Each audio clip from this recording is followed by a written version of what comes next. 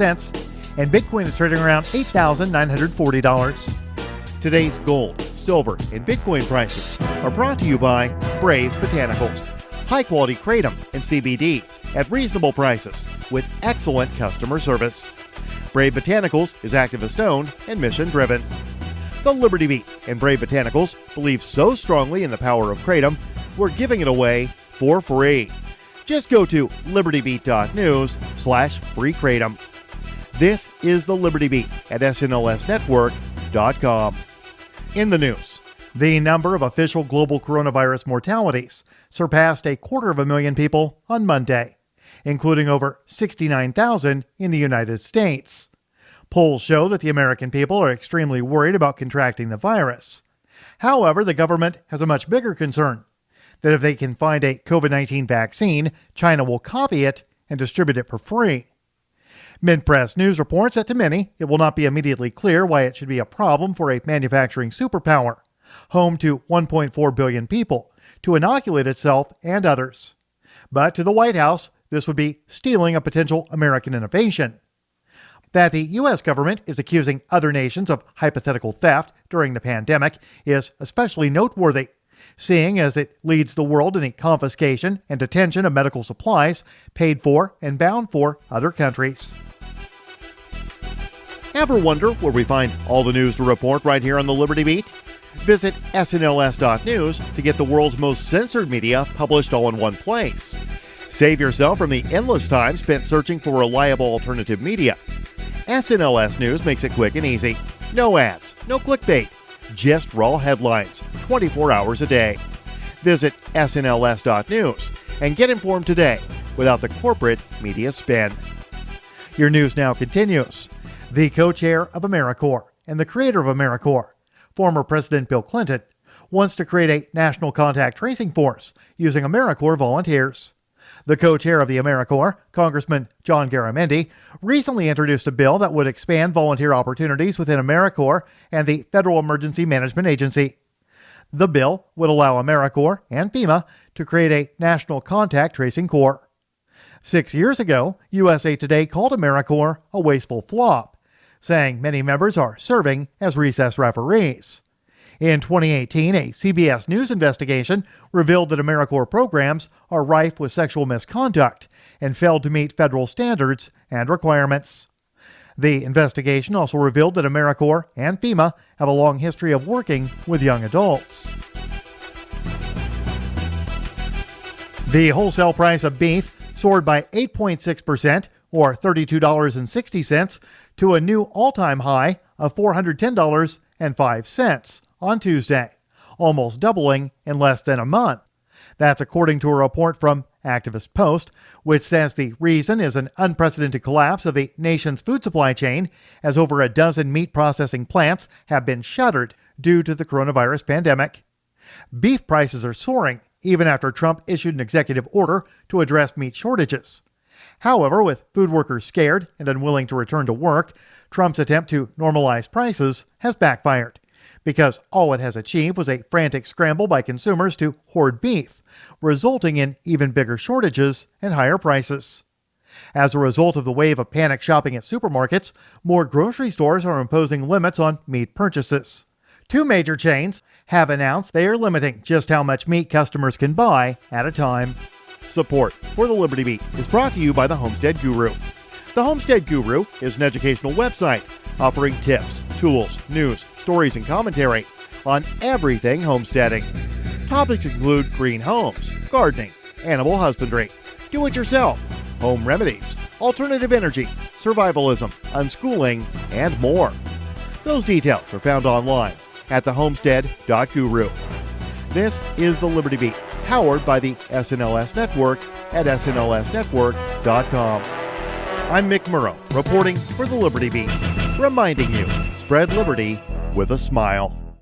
According to a report released Monday, Americans currently lead the world in compressing big sandwiches into sufficiently biteable sizes, outranking countries such as Germany, Slovenia, and Ukraine in their sheer capacity to squeeze BLTs, meatball subs, and grinders into shapes that will easily and efficiently fit into their open mouths. Researchers pointed out that in series after series of tests, Americans consistently topped international rankings by implementing over 800 pounds per square inch of compressive force on sandwich categories as diverse as banh mi, croque monsieurs, or gyros, rarely hesitating for more than a moment before diving in and pushing the bread together and wedging it into their mouths. Even in the cases in which Americans failed to sufficiently compress a sandwich and, say, dropped a stray piece of bacon or avocado, they still led the pack on quickly scooping up this topping with their hands and eating it, sometimes even inventively doing so with a stray potato chip or french fry.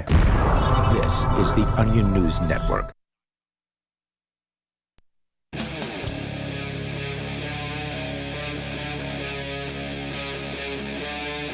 Free Talk Live.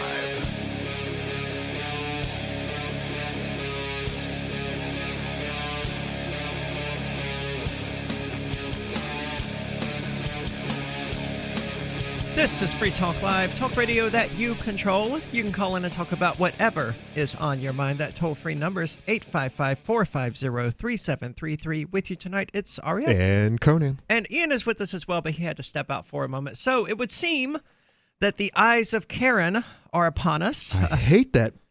You know what? Karen, of course, being the pejorative used for busybody, middle-aged white women who have nothing better to do. When that meme was first developed, it was all about Xers, Generation X, which I've always had a problem with because Karen is not a Generation X name. Jennifer is, or Jen. So your issue is with the name. So we should call them Jennifers, not Karens? Well, it depends on what generation you're talking about because both boomers and Xers have their snitches. Sure. But so do millennials. But Karen is a boomer name. I looked at the, most popular names by year, and Karen is awesome. Absolutely an older, 60s type name, whereas Jennifer would be more proper if you're talking about my generation. And there are some Karens, but Sure. They're not. They're Jens.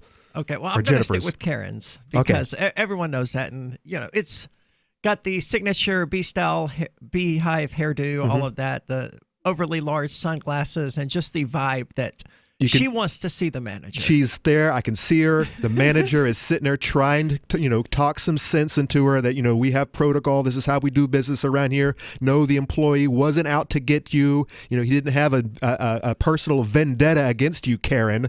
It's just, this is how we do business around here. All right, we'll take it back. We'll take the item back. Yeah. So according to the New York Times, social distancing informants have their eyes on you. Now, I'm going to replace social distancing informants with what they really mean. Karen. Karen has her eyes on you. Yep. So Kevin Rush was at home. What else is she going to do? But she's got no manager to complain to. Her kids are in school. Where are her kids at, Karen? Go yell at your kids. Why are you yelling at your neighbors? Her kids are leashed to her with those little leash things that Karens put on their kids. I haven't seen one of those in quite a while. I have seen parents. Well, that's because the kids are at home now. I've seen parents actually use them. They're usually at the beach or at the park.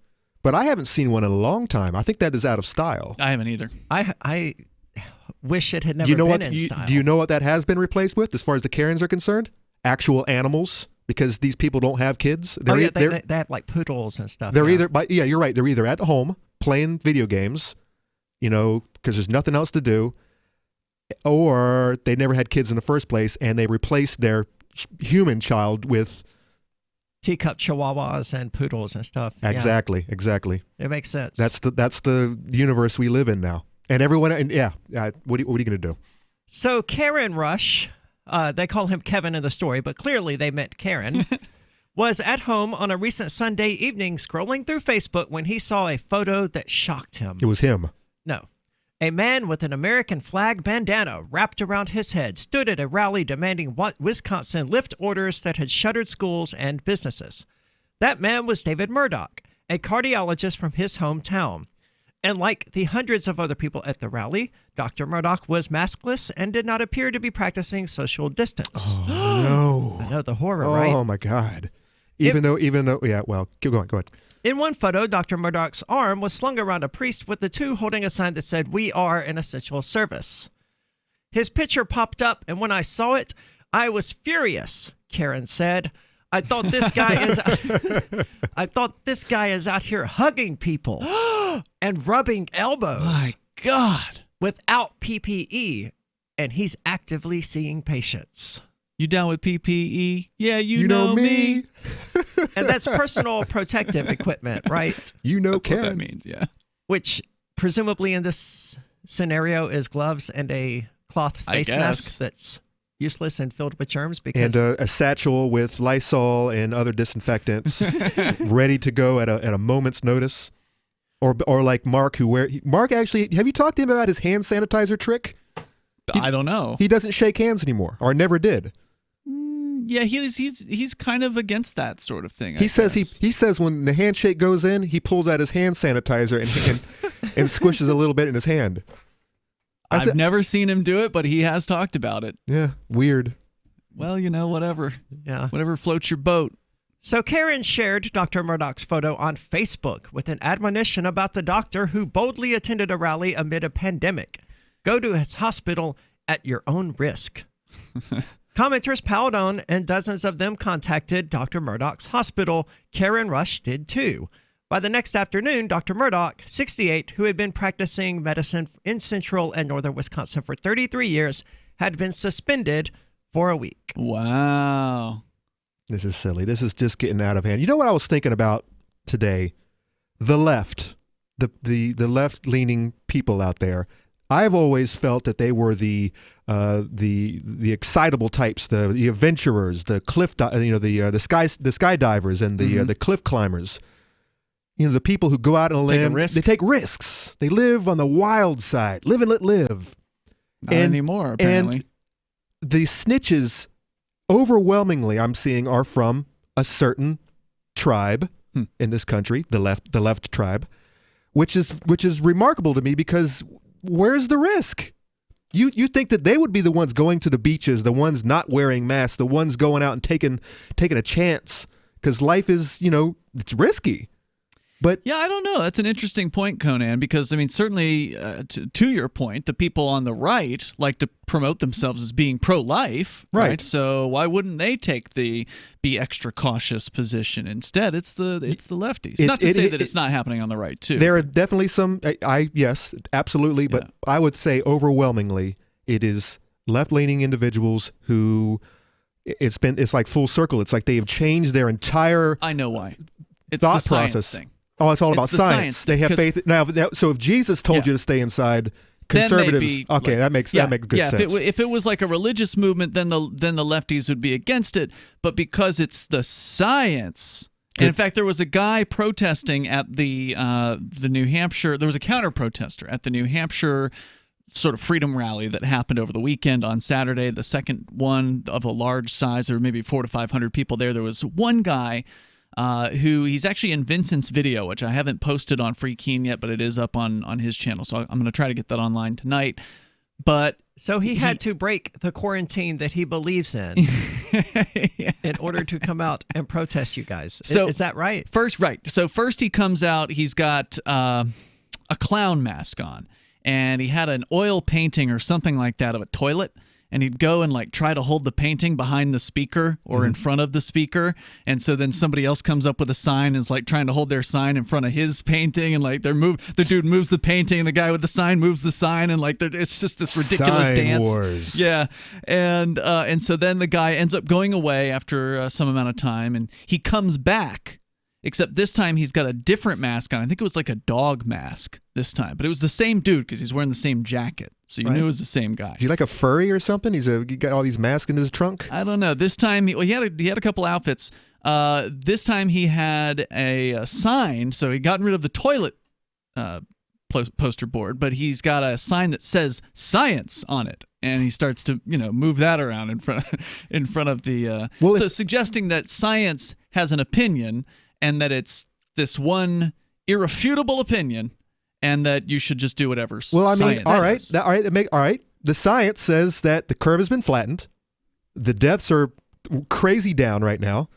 Well, it doesn't matter what science actually says or what the data actually suggests. It's what Neil deGrasse Tyson, what Bill Nye, and what the medical officials say the science says. The priests. These people are the priests of science. Right. Yes, what they fail to understand is that in their magical, mythical adherence to science, they have, in fact, turned it into a religion. And they have no awareness of that whatsoever. Well, It's very frustrating to watch happen. And Neil Tyson, I've seen images of him with what is identical to an Egyptian painting of a sun disk behind someone's head. And it's just so eerily similar to images of Christ in the Middle Ages that it's like, how can people not see that they've turned these people into priests? And Bill Nye is among the worst of them. Yep. 855-450-3733. This is Free Talk Live. Bitcoin.com has launched a trading platform at local.bitcoin.com, allowing you to buy or sell Bitcoin Cash via dozens of payment methods like PayPal, Venmo, bank deposit, remittances, or meeting in person with cash. There are no ID requirements to sign up for and use the site, and all communications between buyers and sellers are encrypted. Finally, a global trading platform that respects your privacy. Visit local.bitcoin.com to get started trading Bitcoin Cash. Local.bitcoin.com. The next generation wallet is coming from Divvy. In just a few taps, you'll be able to send, earn, spend, and exchange digital money in seconds. Send money around the globe with only a swipe. Instantly exchange between Divvy, Bitcoin, and fiat right in the mobile app and withdraw directly to your bank account. Divvy already offers the first one-tap solution for earning passive income with crypto. Multi-tiered masternodes allow everyone to partake in the network. Visit divvyproject.org. divvyproject.org. Do you want more businesses accepting Bitcoin Cash and Dash? Now with AnyPay, you earn passive income for every purchase at those businesses. Finally, a financial incentive to spread Bitcoin Cash and Dash. You made it happen, so you receive the rewards. Download the AnyPay Cash Register app and add your cryptocurrency wallet addresses. Then install it at a real-life business and tell us what you did at anypayinc.com. anypayinc.com. Gold has definitely been on the move recently, and there is no more secure investment historically. McIlvaney ICA has been helping people take delivery of precious metals and find storage options for decades. They've helped thousands of investors with their precious metal IRAs. Call ICA today for your free portfolio review at 800-525-9556 or download their free report online at icagoldsilver.com to learn how you can double your gold and silver ounces even within an IRA. 800-525-9556. icagoldsilver.com. Is spreading the message of liberty, cryptocurrency, and peace around the globe worth $2 per month to you? As you may already know, in addition to our internet feed, LRN.FM broadcasts on free-to-air satellite across North and Central America, as well as Sub-Saharan Africa. And we've been available on satellite for free 24/7 since 2010. The LRN.FM free-to-air satellite signal is reaching some of the most oppressive regimes in the world, and there's no doubt our ideas are making an impact. You can learn more about the channel's impact by watching the 3-minute video at fund.lrn.fm. If you'd like to help free minds globally with our ideas of liberty, cryptocurrency, and peace, you can donate as little as $2 per month via fund.lrn.fm. You can help us continue and expand our satellite broadcast to multiple continents. Visit fund.lrn.fm today, and thank you for your help. Don't forget to share the link on social media. That's fund.lrn.fm. LRN.FM now has a Discord. Discord is a free text and voice chat platform, and we now have our own server with a bunch of channels at discord.lrn.fm. You can join other listeners as they chat about various things during our live shows, or anytime, day or night. Discord software is available cross-platform, so you can have it on whatever device you want and take your chats anywhere. Join our Discord at discord.lrn.fm. That's discord.lrn.fm. Is oral health important to you? If you don't like your own teeth, fresh breath, or kissing people, then by all means stop listening. Several years ago, I met Jessica Armand, founder and CEO of My Magic Mud, and I became passionate about the product that she created and never want to live without it. It's clinically proven to whiten teeth, but I find it does much more. They want you to love My Magic Mud as much as I do, so they're giving you a money-back guarantee plus 20% off. Go to mymagicmud.com and use coupon code FTL20 at checkout. mymagicmud.com, FTL20. This is the Liberty Radio Network, broadcasting the latest liberty-oriented audio content 24 hours a day at LRN.FM.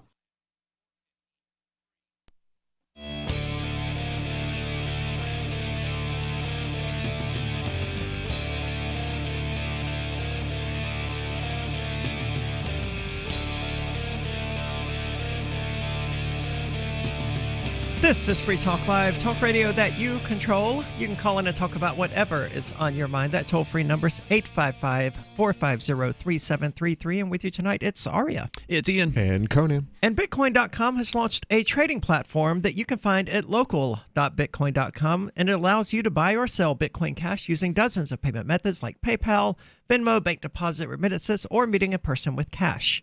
There are no ID requirements to sign up for and use the site. And all communications between buyers and sellers are encrypted, which finally means that you have access to a global trading platform that respects your privacy. Visit local.bitcoin.com to get started trading Bitcoin Cash. Again, that's local.bitcoin.com. And we're talking tonight about this doctor out of, I think it was Michigan, but I've already forgotten, Wisconsin, who attended a anti-lockdown protest, like the type that have been appearing throughout the country, and someone got furious, as they described it, and took to Facebook to blast the guy, and the doctor ultimately got suspended from work for a week. So he became one of the first public casualties, that's Dr. Murdoch, of a growing crowd of social distancing vigilantes, Americans frustrated by fellow citizens violating government orders to wear masks, close non-essential businesses, and refrain from gathering in groups. Largely confined to their homes. These people are the worst. I just want to say that. They're the worst. Yeah, they are. Largely confined to their homes and worried about the spread of the coronavirus. Let's think about the logic of that. They're confined to their homes, but they're worried about catching a virus from people who are not in their homes. You know, if a vigilante is someone who takes the law into their own hands, right? But this isn't a law. It's just, well, law of public opinion maybe, but it's not an actual law. So if they're... Well, now, wait a minute, Conan. I mean, if you want to talk about their system, right? It's words written on paper by a man calling himself the governor, or woman calling herself the governor, that was authorized by a bunch of other strangers that sit around in a place called the State House, and they wrote down a thing at some point called the emergency orders statutes or whatever they're called. But aren't they all suggestions?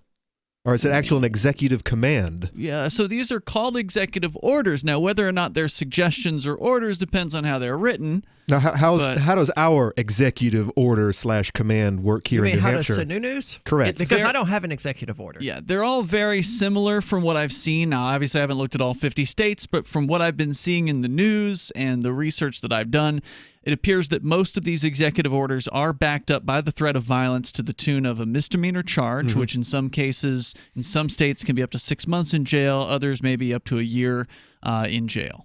So here in New Hampshire, you could get up to a year in jail for violating His Excellency's orders. But here in New Hampshire, you have the loophole that anything an individual determines to be essential is essential. Well, I mean, that's what we have determined in our interpretation is a loophole. However, it says that. It does say that. But remember, in the world of legal land, your interpretation may be different than the interpretation of a man in the robe who ends up deciding whether or not you go to jail. And so if the man in the robe decides that your interpretation is not correct, and in point of fact that it wasn't an essential need for you to go out of your house, then you get to go to jail, and possibly if you want to, you can appeal that to the New Hampshire Supreme Court and see what those robed men and women have to say about it. Well, this doctor didn't suffer via the state. He suffered via his workplace. Isn't that correct? Yeah. Yes. So But basically, hospitals are also very closely aligned with the state. So, we don't know how private or public this hospital considering how much was. money they're getting from the state in these trying times, especially places like New York hospitals, they're getting a lot of money. Well, plus we've seen a wide array of responses from state agents to this. The people who are violating the so-called social distancing. In some places like New York City, apparently they'll like tackle you and beat you. Apparently, I haven't seen the video, but I heard about that they're like literally attacking people out in the streets, to keep them safe, obviously, from themselves or something. Well, they must have some special. They must have the vaccine. These Leos, that if they're able to get in right in your face. Right. I can just see the spit just coming out some cop's mouth. You must remain 6 feet apart from each other. But here in New Hampshire, we have been, I would say, blessed in a way with like a police department that for the most part seems to be leaving protesters alone. Now, they did pick on some parents in a park in Concord a couple of weeks ago. But even in that particular case, rather than arresting the parents, they, just told them to get off the playground, and they ultimately did. So it wasn't as violent of an incident as it could have been. When we were at the State House over the weekend, there was not a cop to be seen anywhere. They didn't even drive by. Wait, I heard that they were hiding around the corner. That is news to me if that's the case. Which incident are you talking about? I'm talking about Saturday's protest in New Hampshire. I heard. I saw some comments that said that they were there, but they were there was a bunch of them hiding around the corner. I didn't hear anything about that while I was there, and I was there for more than 2 hours. I didn't see a single cop car even drive by on Main Street, and that was also true 2 weeks prior to that when I spent most of my time standing on Main Street with a sign. So I was monitoring traffic the entire time. I'll tell you who wasn't there. His Excellency, Prince Sununu. Nope, he's probably at home. What? No. You knew where he was at? Where? He was on the seacoast. Mm-hmm. That's where he lives. Well, yeah, he had a Facebook post about how he's discovered some secret landscape right there on the seacoast that he never knew was there, and he's like, "Why don't you guys at home post pictures of your favorite place to go visit?" Yeah. It was, oh my God, it's disgusting. Did a bunch of people post like pictures of bars and stuff? No, that's what I would have done. It was all. I'm going to look him up in the next break, and I'm going to do exactly that. It's just this feel-good crap. They're trying to distract the people who are stuck at home or feel like they're stuck. Well, there were some comments who were like, "Hey, look, man, you guy who's still collecting a paycheck, who isn't at work, right? Why aren't you at this event? Talking to your constituents about this lockdown and whatnot, and about lifting it. And here you are off hiking." By comparison, California had a protest, and there were at least 13 cops that I could see in front of the State House. So lined up the stairs, like where the entrance was, there were 13 cops just sort of lined up guarding the State House.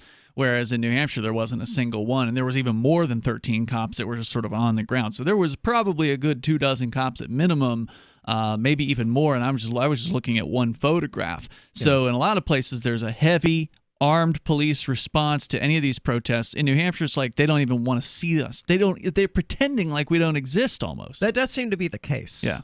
When we go out to Central Square on Friday nights, they make it a point to not look in our direction. They drive by. It's unnatural. It's like if you don't see it, it doesn't really exist. Right. That does seem to be what they're doing, because if you drive by something happening on the square, the natural inclination is look to over, turn and what's look. going on there. But their eyes just stay straight ahead the entire time. It's funny. So across the country, these sorts of complaints have led to shutdowns of dog groomers, massage establishments, as well as citations and police scoldings to restaurant and bar owners whose patrons are lingering too close to one another. So it seems that you were correct. Social distancing is probably going to be here to stay. I wish it weren't. And the mask and the mandatory masks are coming as well. Oh, it's going to get real bad because all these so-called opening rules are really intrusive. 855-450-FREE. Got shaving irritation? Shave Secret shaving oil can help stop it. Shave Secret doesn't cost much and is an all-American product. My name is Chuck Howard, and I developed Shave Secret and pioneered its use starting back in 1991. Ingrown hairs drove me nuts for years. Shaving oil changed all that. Why put up with ingrown hair, bumps, red rash, nicks, and cuts? Shave Secret provides men and women with what we believe is the best shave ever. Our proprietary blend of 100% natural base and essential oils plus a hint of menthol was designed to help eliminate shaving irritations like ingrown hairs, bumps, red rash, nicks, and cuts. We'll lose those shaving irritations. Available at Super Walmart, H-E-B, Wegmans, Giant Eagle, Discount Drug, Navy and Marine Exchanges, Amazon, and ShaveSecret.com. Use the code FTL for Free Talk Live and get a discount. Shave Secret, the best shave ever. Hi, I'm Derek J. I don't want a politician to represent me. To me, government is the idea that one group of people can coerce everyone to comply with an edict or face increasing punishments up to and including death. Despite perhaps the most noble of intentions, the best government services are a far cry from what could be provided for by voluntary interactions. Besides, the people who call themselves the government wage wars and put peaceful people in jail for crimes involving no victims. If Starbucks used some of its money to drop bombs, I wouldn't shop there. So why would I support the American empire? The empire does not require my consent. Derek J's Victimless Crime Spree. Watch it for free and order the Director's Cut DVD at victimlesscrimespree.com. That's victimlesscrimespree.com. There are basically two types of advertising, direct response and branding. Radio's great for direct response with its low cost to listener ratio, but audio can't be beat for branding, which is a longer term endeavor. You want to be the first thing that someone thinks of when they think about your product or service. If you have a local business that you want kept top of mind in your community, call the station. If you need national reach, Free Talk Live's got around 200 radio stations, millions of monthly listening sessions, can suit all budgets, and if we don't think we're right for you, we'll tell you. Email me, mark@freetalklive.com. The LRN.FM social media channels have been revamped. We've eliminated Facebook and focused on other platforms like Twitter and Mastodon, the decentralized alternative to Twitter. On our accounts, you'll find posts from multiple LRN.FM show hosts together in one place. Follow us on Twitter at twitter.lrn.fm, or better yet, move to the decentralized Mastodon social media platform at toot.lrn.fm, toot.lrn.fm. I think you'll like it. On Free Talk Live, we're bringing people to the ideas of liberty every day. From wrestling superstars like Glenn Jacobs. You guys really are having an impact, I believe. Like I said, a lot of where I am now is due to listening to Free Talk Live. You changed my mind on some very important issues years ago. To random people tuning in on the radio. I was kind of stuck in the left-right paradigm. I heard your show by chance on a Saturday night. From there, I went on, joined the Free State Project, and become an amplifier. So, I mean, that's really the reason why I amp is because I know that if it wasn't for you guys being on as many stations as you are, I never would have found the ideas of liberty. Your amp will directly change more lives by getting Free Talk Live in front of people looking for talk radio online and on the air. When you amp Free Talk Live, you get perks like access to the AMP-only Facebook group and AMP podcast. Visit amp.freetalklive.com. You can sign up to receive the latest about the Liberty Radio Network via our email updates at updates.lrn.fm. That's updates.lrn.fm.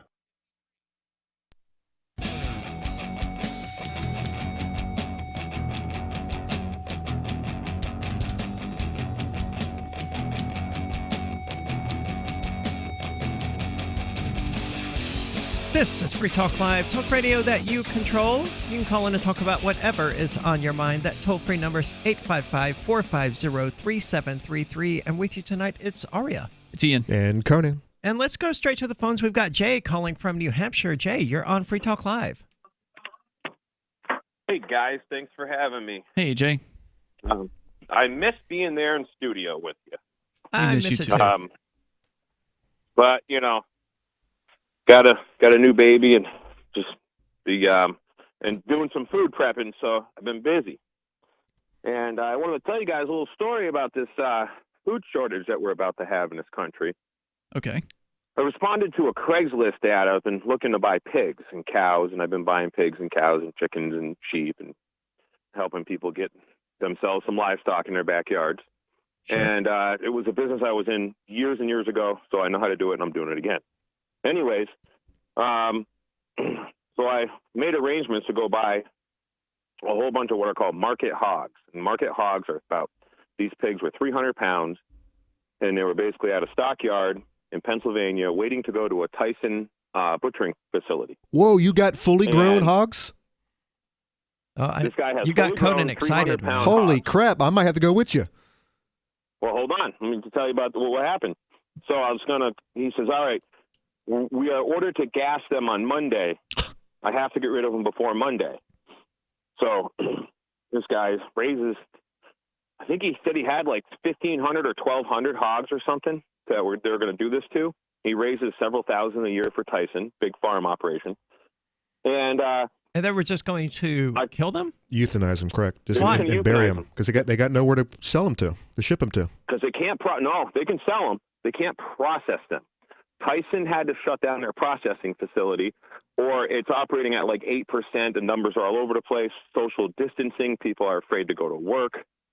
The supply chain and everything is massively, massively, massively disrupted right now, especially with, like in any kind of processing. So the bottom line is, so I was ready to get in my truck Saturday, drive down to Pennsylvania, I can put about 40 of these hogs in my trailer, I think. And the guy says, "Oh, I can't sell them to you." I says, "What do you mean?" He says, "Oh, my lawyer tells me that I'm in violation of the anti-competition clause in the Ian, you're shaking your head. Can you? I don't even want to know what this means. So what does that mean, I was Jay? literally, because I want to know what that means. So what this means is this farmer is essentially a slave to Tyson. Okay. That's what this means. Which is owned by So China. you- Which you is owned by want- China, by the way. Oh wait, so he's got a private contract with Tyson that says he can't sell to anybody else?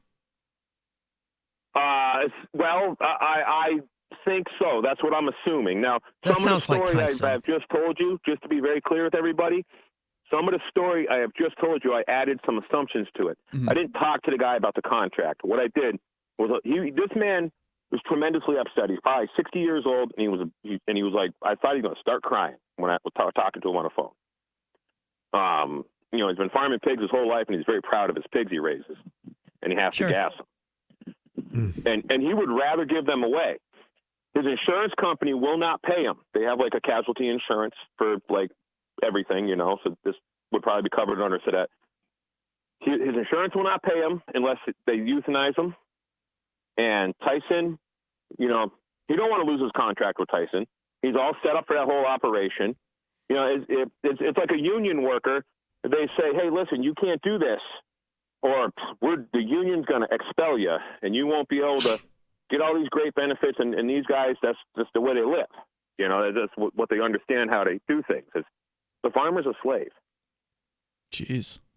I mean, so that sounds about right based on what I know about Tyson from having watched documentaries like Food Incorporated and things like that. Tyson is cutthroat. They're as bad as Monsanto, really. I mean, they seek out these farmers and they use their team of lawyers to restrict them and bind them and just bludgeon them to death with the legal system. Yep, yeah, and they've made plenty of examples. I mean, Monsanto does this to guys who are totally innocent, to where some of Monsanto's genetics get into the man's corn he's growing, and then Monsanto literally flies over with a crop duster, sprays Roundup on it, and 20% of the corn lives because it got genetics from the neighbor's corn, and it went all the way to the Supreme Court, and that farmer lost. This was in the 90s. There's all kinds of sick stuff, and you mentioned Food Inc.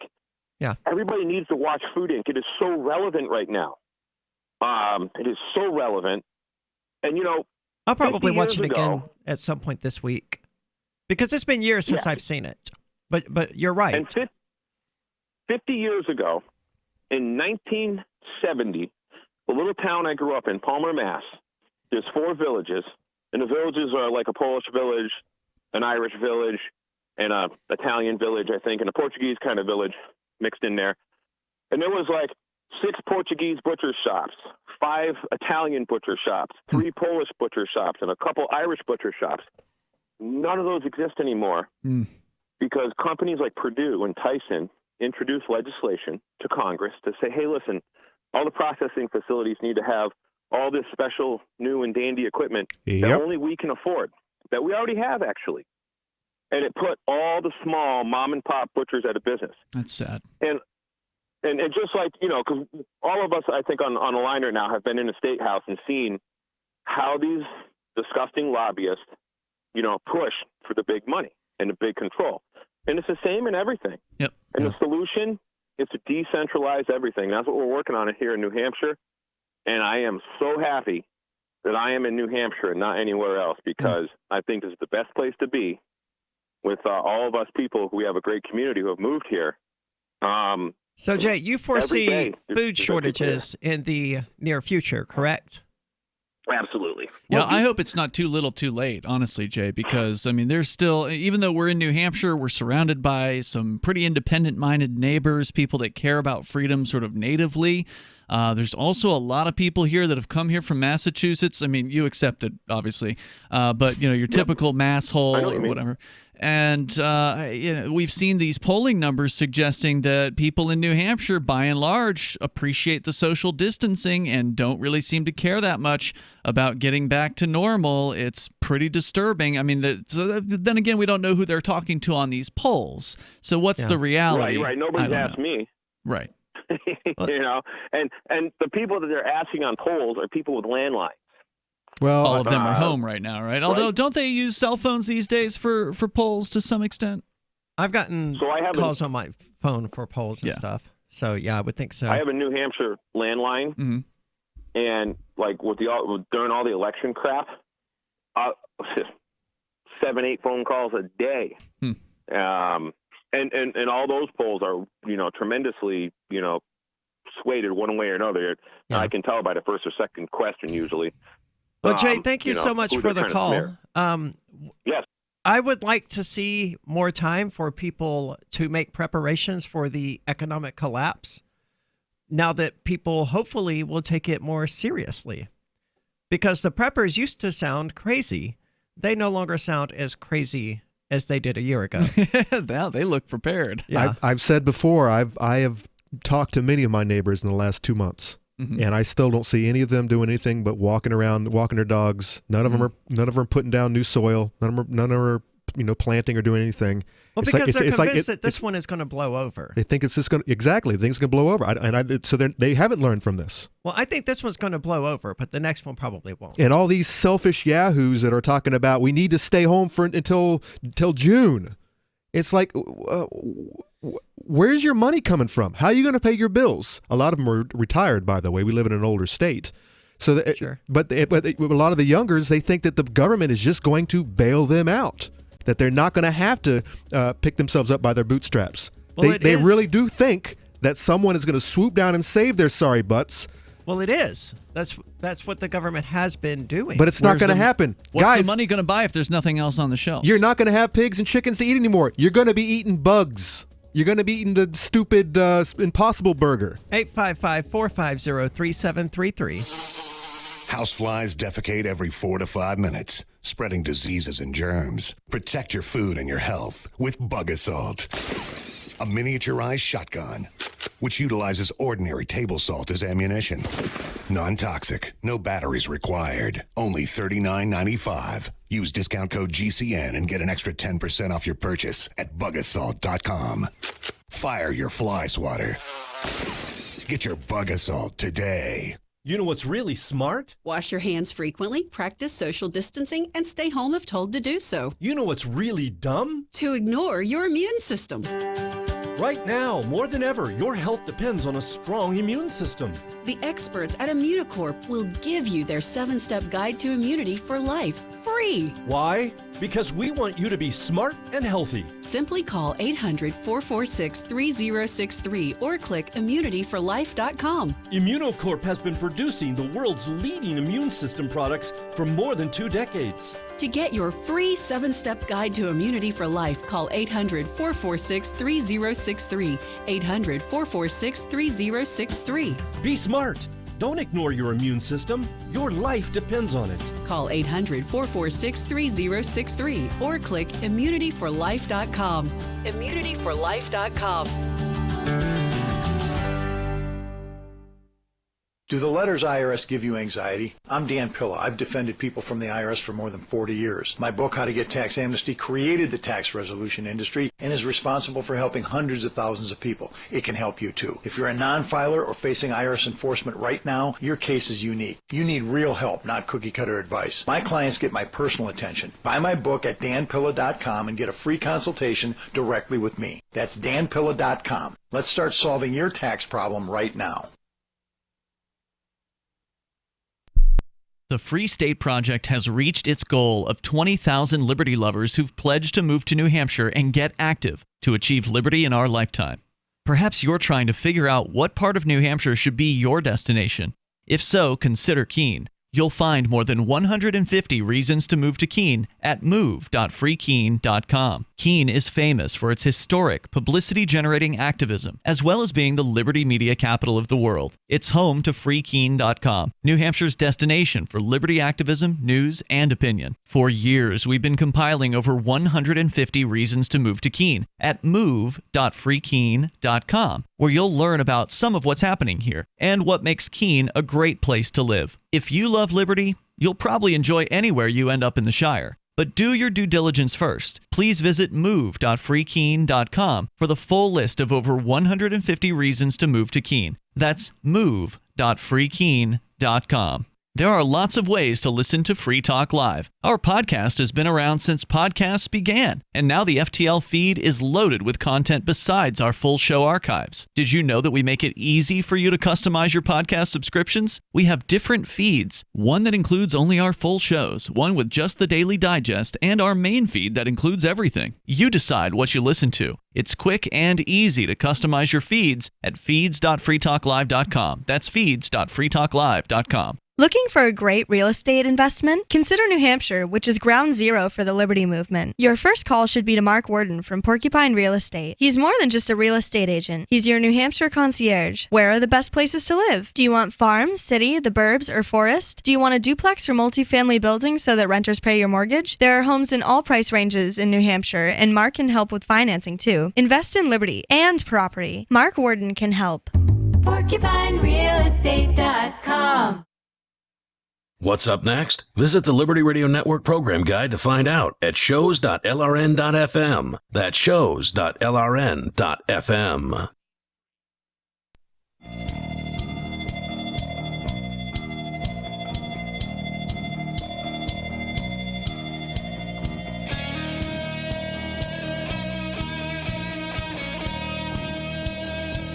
This is Free Talk Live, talk radio that you control. You can call in and talk about whatever is on your mind. That toll-free number is 855-450-3733. And with you tonight, it's Aria. It's Ian. And Conan. And during the break, we've just been going over the legal shenanigans of the state and the executive order here in New Hampshire, which is probably one of the simpler executive orders to come out, and it's just a mess. It'll drive you mad. Yeah, it's just may, must, shall, you should. shall obey. It's so confusing. Or you should obey. Or you should, or you will, or whatever. Or it's generally recommended to obey. It's just a total mess. I can't imagine. You know, you're right. They're relying on people to just take it as being required because the actual text is nonsense from the start. Well, number one, people don't understand legalese. I can't claim to understand it particularly well, but I've had some experience reading it. I know a little bit about it. And but then again, as we were pointing out earlier, it's all about the interpretation of what the legalese is. Yeah. But with words like should and may and shall, it gets really confusing, especially when they use different words like that within the same paragraphs without actually reading through this, because it's incredibly boring. And so yes, it is. Most people are just going to go on what they've heard, I suspect. I wonder how many business owners, when they hear... Have actually read any of this. Right. How many business owners, when they hear the governor has issued a reopening order, how many of them will actually read the order, and versus how many will maybe like hear a rumor or how many of them will read the mainstream media's interpretation of the order? Because the mainstream media, when you go out and you read the news articles about this, it's a lockdown order. It's like, you got to do this. Restaurants must do this and this and this. But then when you read the actual text in New Hampshire, my interpretation is that all the restaurant rules are completely optional. Now, there's some so-called universal guidelines, a couple of which seem to apply to all businesses, but it's not clear. It really isn't. It's not clear at all. Like, the order says people must do a thing. Mm-hmm. And then when you go to look at what that thing is, it's all should. Right. It's a list of things. So you must do a thing that you should do. Mm-hmm. Actually, you just nailed it on the head. You must do a thing that you should do. It's like you should or you must wake up in the morning to go get a job and work and pay your bills. Something like that. But you know what? Another reason why they write it the way that they do is because so seldomly do people actually fight this. Right. Take it to court, take it to the next level. If they do care about fighting the man, fighting the system, it's these terms and obligations are very ambiguous, and I think they wrote it like that on purpose. Well, either that or they just don't know what the hell they're doing and they didn't write it that way on purpose. But generally, it's lawyers who write this stuff. I know that I forget who it was that was saying they thought it was Sununu. I think it was one of our other co-hosts. This was definitely not written by an attorney because it uses the Oxford comma, and attorneys don't. They never, ever do. Okay, well then who knows? But regardless, it is still, a legal document, whoever it was written by. And in legal land, words are supposed to mean certain things. They may just cut and paste it from some other state. Like, I kind of like what I like this piece from over here, what New York is doing, and I like what Massachusetts is doing. I kind of like what Georgia's doing because they're, let's split it a little bit and cut and paste, and they just throw it together. Wouldn't surprise me. Well, we've got a caller who is dealing presumably with idiocy from COVID-19. Jesse, you're on Free Talk Live. Hello, Aria. Hello, Ian. Hello, Coney. Hey. How are you this evening? Hey, what's on your mind? We're fired up. Me too. I think more and more people are, getting on board with the idea that this is outrageous. Since the big change that we've gone through as a society, this huge change has affected me a lot, obviously affected you guys as well.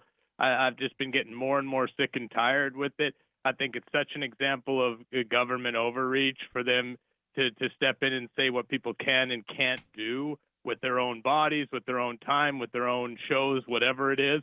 And I'm wondering if you guys feel the same. I feel like you do feel the same way, right? I totally feel the same way, although I would quibble with the term overreach because it suggests that some amount of reach from government is appropriate. And I don't think that any government should have any kind of reach into anyone's business, into anyone's life. They need to butt the hell out and leave people alone and go away. But yes, obviously they have gone way too far. Yeah, no, I think that, and do you think that, it's affected your show, your ability to do your show at all? We're still here every night of the week doing the show 7 nights a week, so, we're still cranking away. Viewer and listener counts are probably up. That's likely true, although we did lose one radio station as a result of having the positions that we do. Sorry, you lost the radio station because you weren't allowed to do Topless Tuesday anymore? No, that didn't have anything to do with it. Well, you're still allowed to do Topless Tuesday. I'm not. No, and I am on D-Live. The government mandated them to stop doing it. That's what I'm calling about. That was the big change I'm referring to. When you guys stopped doing Topless Tuesday, it's changed my life. I know. It still hurts, doesn't it, dude? I'm sorry about that.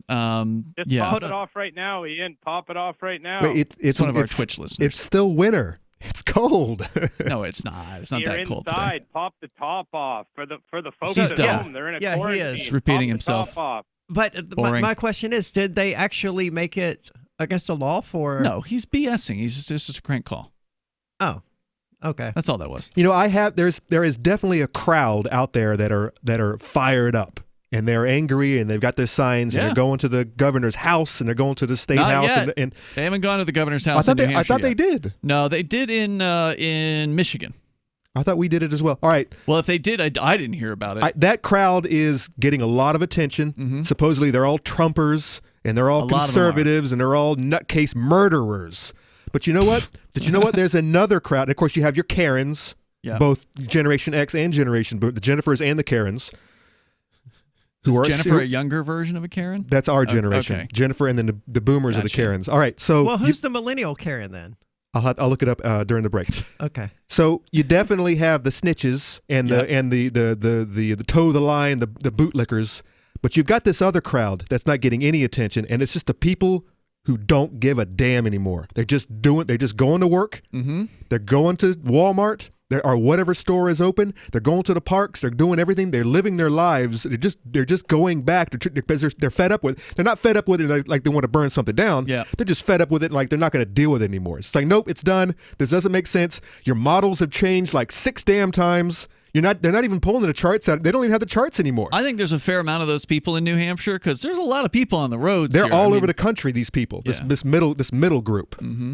And I don't know. I wish I actually had numbers because the fired up crowd is a small group. Well, I've got a story here, Aria, that's sort of, since we're talking about this nonsense that's been going on and specific to what's happening here in New Hampshire, there is a story at seacoastonline.com. The headline caught my attention, but the article itself wasn't what I thought it was going to be. Headline: Seacoast salon owners blast New Hampshire reopening plan.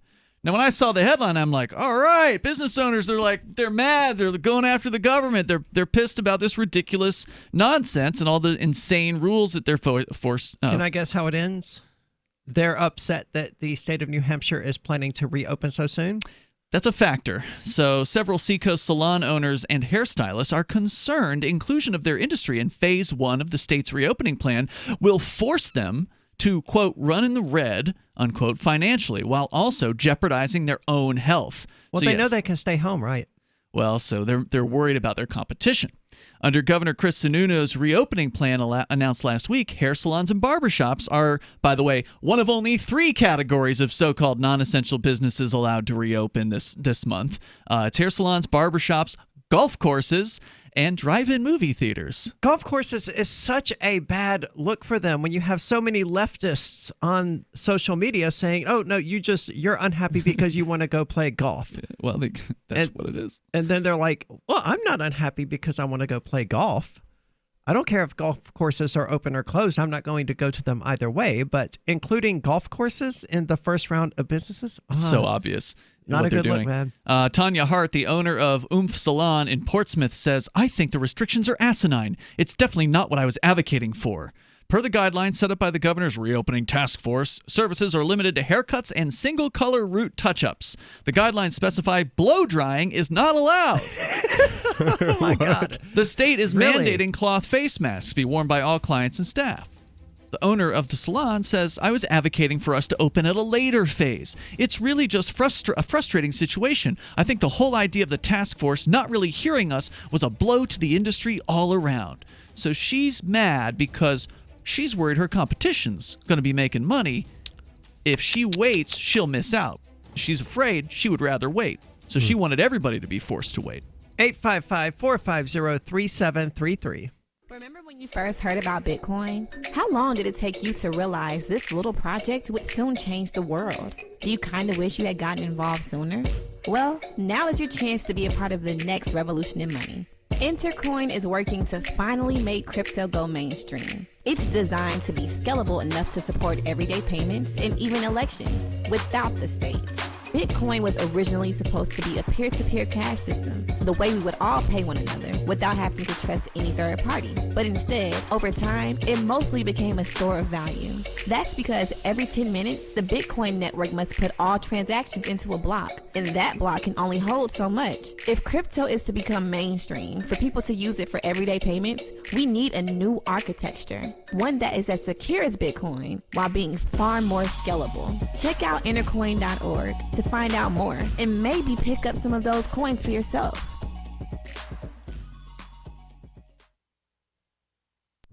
Are you tired of governments around the world killing innocent people? Stop using their money. There is an alternative. Bitcoin is a stateless, free market, non-political currency. Bitcoin is money that cannot be inflated or controlled by any state.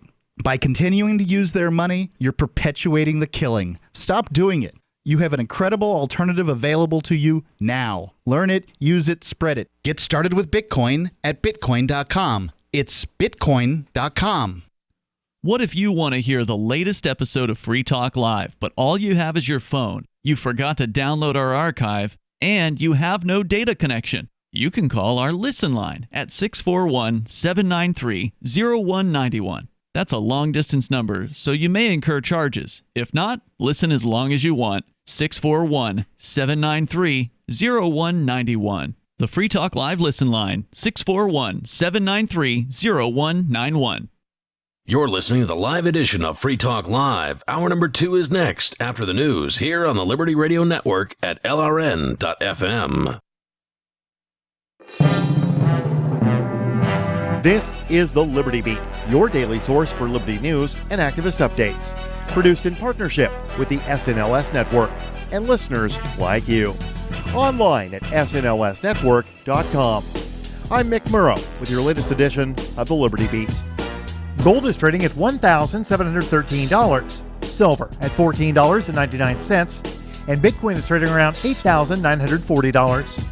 Today's gold, silver, and Bitcoin prices are brought to you by Brave Botanicals, high-quality kratom and CBD at reasonable prices with excellent customer service. Brave Botanicals is activist-owned and mission-driven. The Liberty Beat and Brave Botanicals believe so strongly in the power of kratom, we're giving it away for free. Just go to libertybeat.news/free kratom. This is the Liberty Beat at snlsnetwork.com. In the news, the number of official global coronavirus mortalities surpassed 250,000 people on Monday, including over 69,000 in the United States. Polls show that the American people are extremely worried about contracting the virus. However, the government has a much bigger concern that if they can find a COVID-19 vaccine, China will copy it and distribute it for free. Mid-Press News reports that to many, it will not be immediately clear why it should be a problem for a manufacturing superpower, home to 1.4 billion people, to inoculate itself and others. But to the White House, this would be stealing a potential American innovation.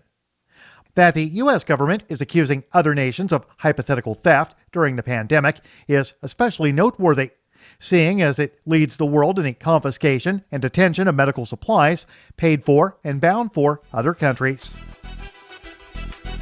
Ever wonder where we find all the news to report right here on the Liberty Beat? Visit snls.news to get the world's most censored media published all in one place. Save yourself from the endless time spent searching for reliable alternative media. SNLS News makes it quick and easy. No ads, no clickbait, just raw headlines, 24 hours a day. Visit snls.news and get informed today without the corporate media spin. Your news now continues. The co-chair of AmeriCorps and the creator of AmeriCorps, former President Bill Clinton, wants to create a national contact tracing force using AmeriCorps volunteers. The co-chair of the AmeriCorps, Congressman John Garamendi, recently introduced a bill that would expand volunteer opportunities within AmeriCorps and the Federal Emergency Management Agency. The bill would allow AmeriCorps and FEMA to create a national contact tracing corps. 6 years ago, USA Today called AmeriCorps a wasteful flop, saying many members are serving as recess referees. In 2018, a CBS News investigation revealed that AmeriCorps programs are rife with sexual misconduct and failed to meet federal standards and requirements.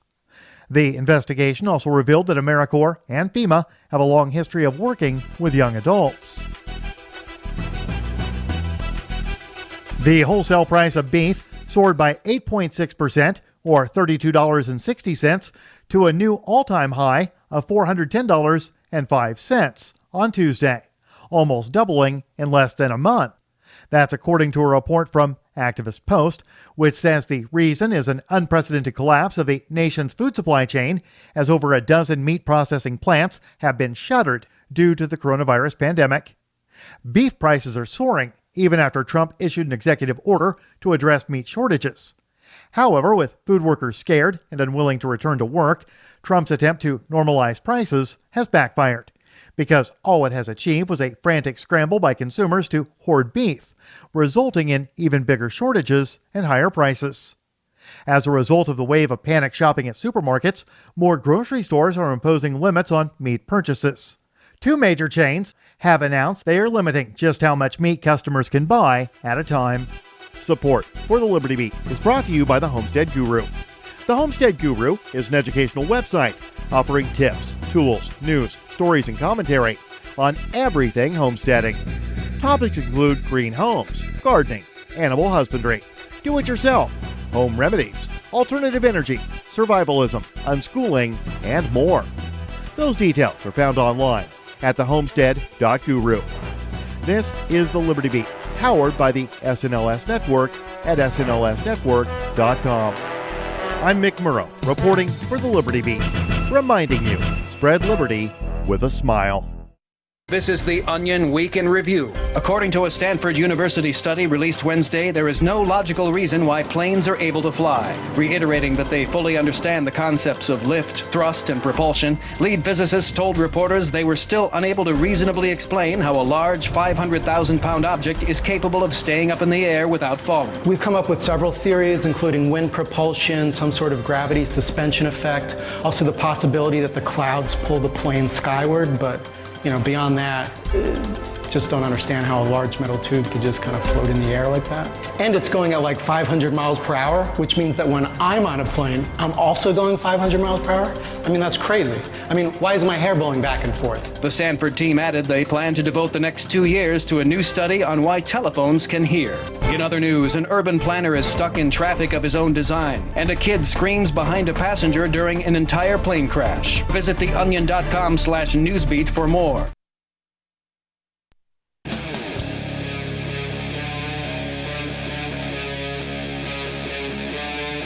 Free Talk Live.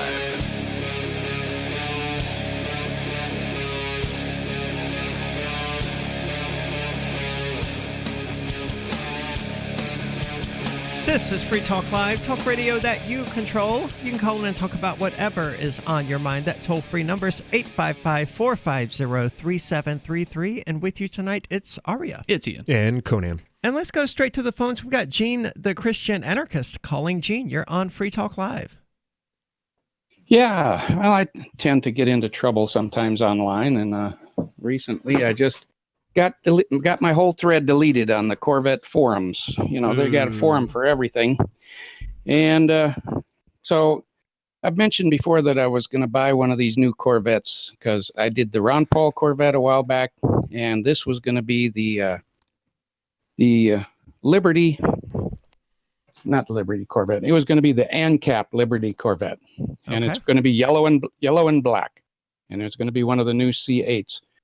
Well, I still have my order in for the car, but because the auto union was on strike in November for a month, maybe a little over, that set the production date back for all the Corvettes.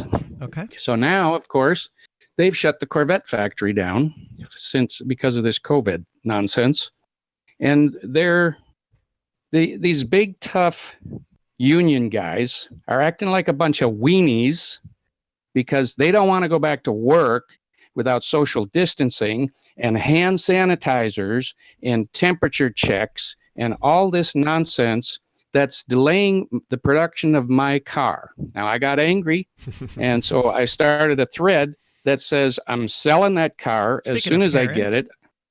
I'm not even going to drive the car. I'm going to sell it to somebody else on the showroom floor, and I'm going to put it on eBay, and whoever bids the most gets to take my car when it shows up at the dealership, because I'm angry with the weenie auto union.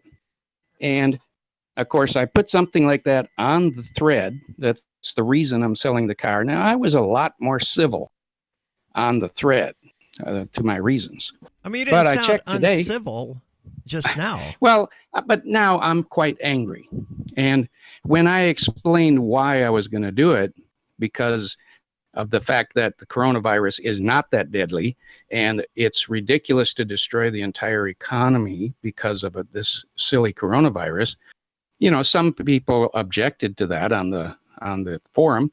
But another guy, he supported me. He said he's laid off 30 workers in California and he's never going to be able to bring them all back. And he fully agreed with me. But the whole thread just disappeared today without even a PM to me explaining what was wrong with my thread. Now I know what was wrong with it. Well, they got I'm sure angry it devolved because into a flame war, as threads like that often do. But it still is a C8 Corvette for sale, and it belongs in that thread.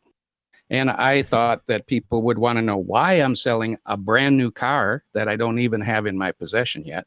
And so, it just pissed me off. So I started another thread saying, somebody deleted my C8 for sale thread, and didn't give me a reason why. So anyway, this is causing us insanity in this country. And now with the meat shortages and other shortages, it's going to hurt a lot of people. And there's so many idiots that don't see this. I don't even know where to go anymore from this. This is just insanity that I never would have thought I'd seen in my entire lifetime. I mean, it's certainly likely to affect the workers who would otherwise be building the automobile because, I mean, that's a fairly lucrative job anyway. There's no way the $600 per week that government's giving them for unemployment or whatever is actually worth it to them. Well, they're using up all their union funds. They've got a union fund for strikes, and of course they're using that up. But unions are destroying this country. I'm sorry. If you're in a union out there, you're a big union man, I think you're a weenie because you can't stand up for yourself. You've got to have a union boss. Unions provide a critical check against the power of corporations in a free market society. Yeah, they used to once upon a time when years ago. when people were really, really horrible to their workers. Yeah, but you can't find that today. Nobody is treated like that today. Yeah, because of the unions. No, we don't. We're not a union shop. Because options, because you can leave an employer and go get another job. Thanks to the unions. This was not an option for many people back in the day of company stores and things like that. I didn't know you were a big union man. Disagree completely on that one. I think that the state of affairs... Unions have outlived their usefulness. Yeah, the state of affairs in this country were always getting much better. I would expect a 1%er who is upset that the workers won't go risk their lives to build him a Corvette to say that, Gene. Risk their life. Now, I have put the statistics on here. I've called in with the statistics. It doesn't matter what the statistics are. If they feel like they're going to be risking their lives... And I'm on the front line here. I know how many cases we're seeing come through our clinic, and I'm on the front line. I know what this thing is. This thing is not much worse than the flu.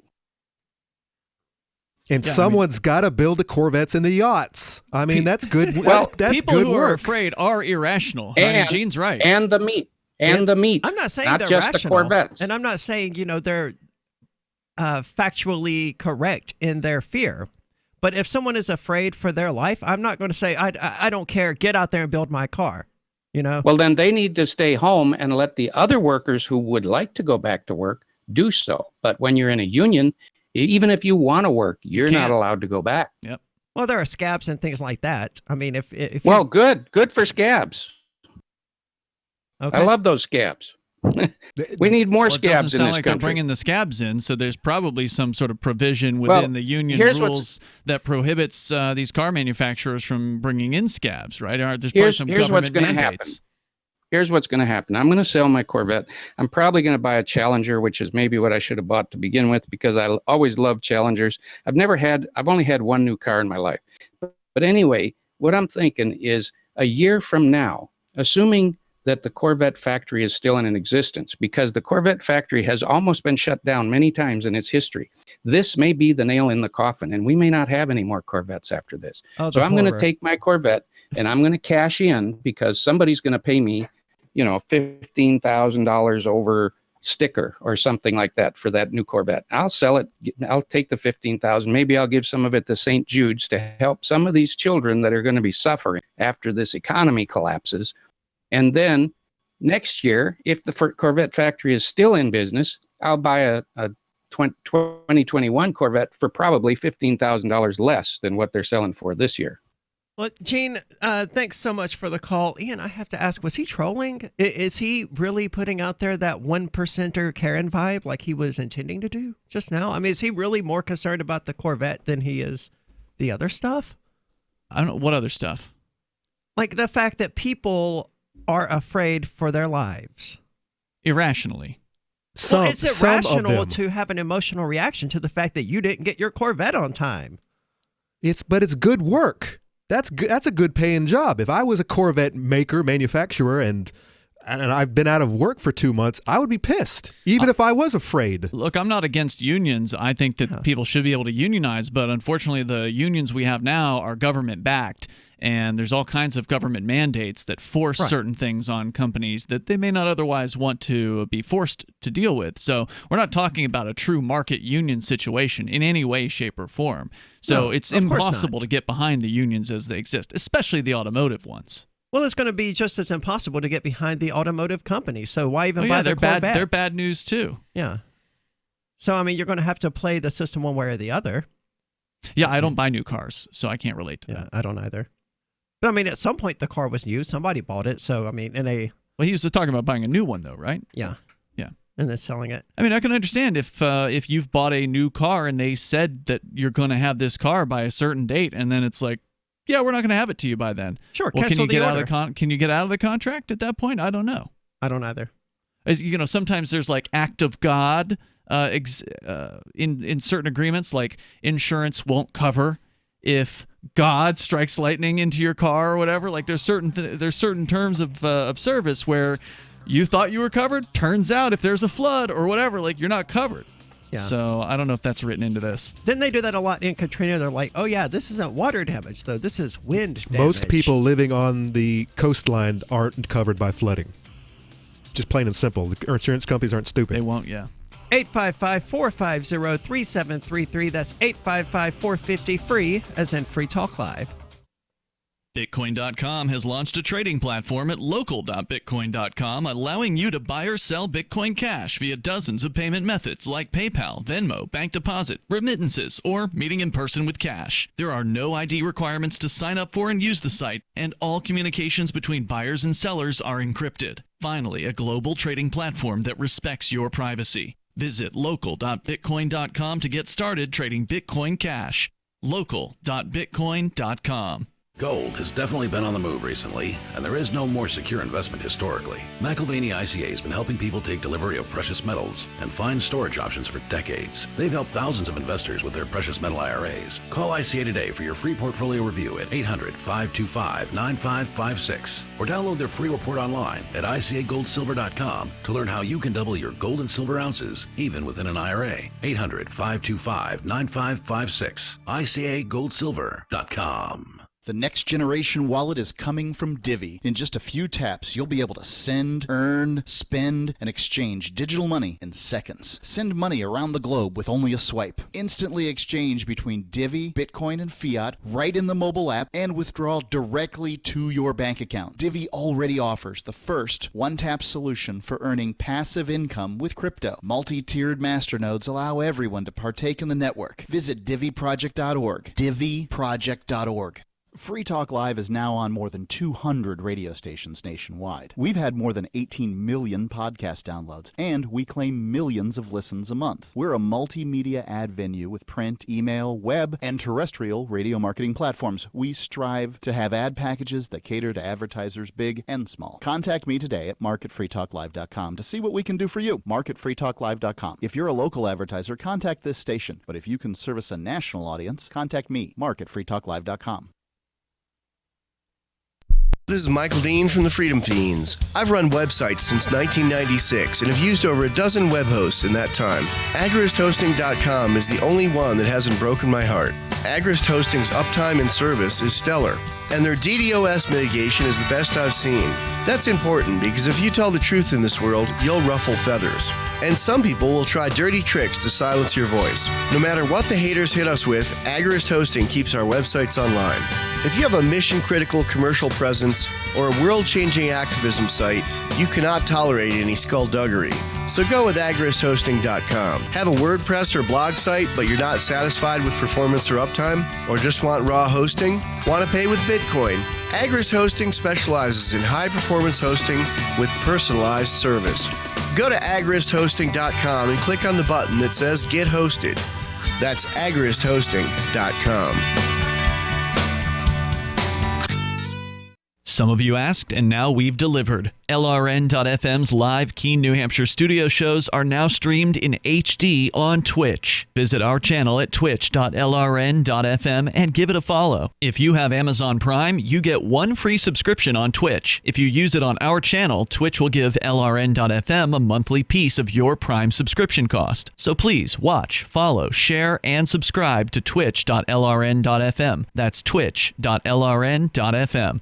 So you've signed the Shire Society Declaration and are planning your move to New Hampshire to be around more liberty-oriented people. Next, sign up for the Shire Society Forum at forum.shiresociety.com. There are a bunch of people there who are already in the Shire, and they want to meet you. If you're already in the Shire physically, you should also come by the forums. Remember, not everyone uses Facebook. New people are signing up for the Shire Society Forum every month, so drop in and say hello at forum.shiresociety.com. Join the LRN.FM Discord for live chat 24/7 at discord.lrn.fm. That's discord.lrn.fm.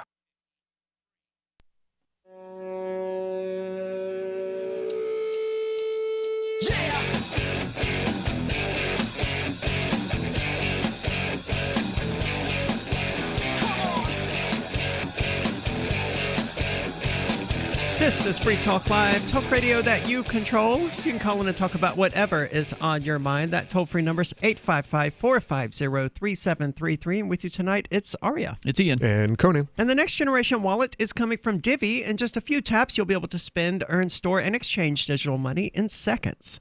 Divvy says you'll be able to send money around the globe in only a swipe and instantly exchange between Divvy, Bitcoin, and fiat right in the mobile app and withdraw directly to your bank account. But there's no need to wait. Divvy already offers the first one-tap solution for earning passive income with their multi-tiered masternodes that allow anyone to earn by supporting the Divvy network. When the new wallet launches, because of Divvy's relationship with Western Union, Divvy will be in 200 countries, including the United States. You can learn more at divvyproject.org. That's DIVIproject.org. Now, for the last month or so, I've been streaming randomly to Twitch at twitch.ariademezzo.com of playing Resident Evil 3. And I finally finished it last night. And my take on it changed drastically as I approached the end of the game. It was originally just wonderful, and it had masterful moments. Some were good, some were great, some were bad.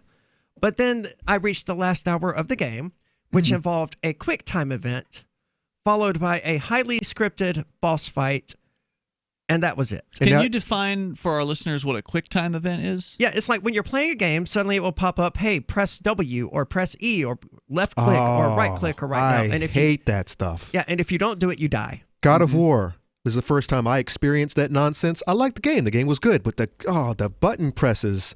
It's like, no, man. I want to do combos. I want to juggle these monsters. I don't want the game to stop and then there's some flashing icon out of my vision that I don't even know, I've never memorized the stupid controller, so I don't know what these buttons are.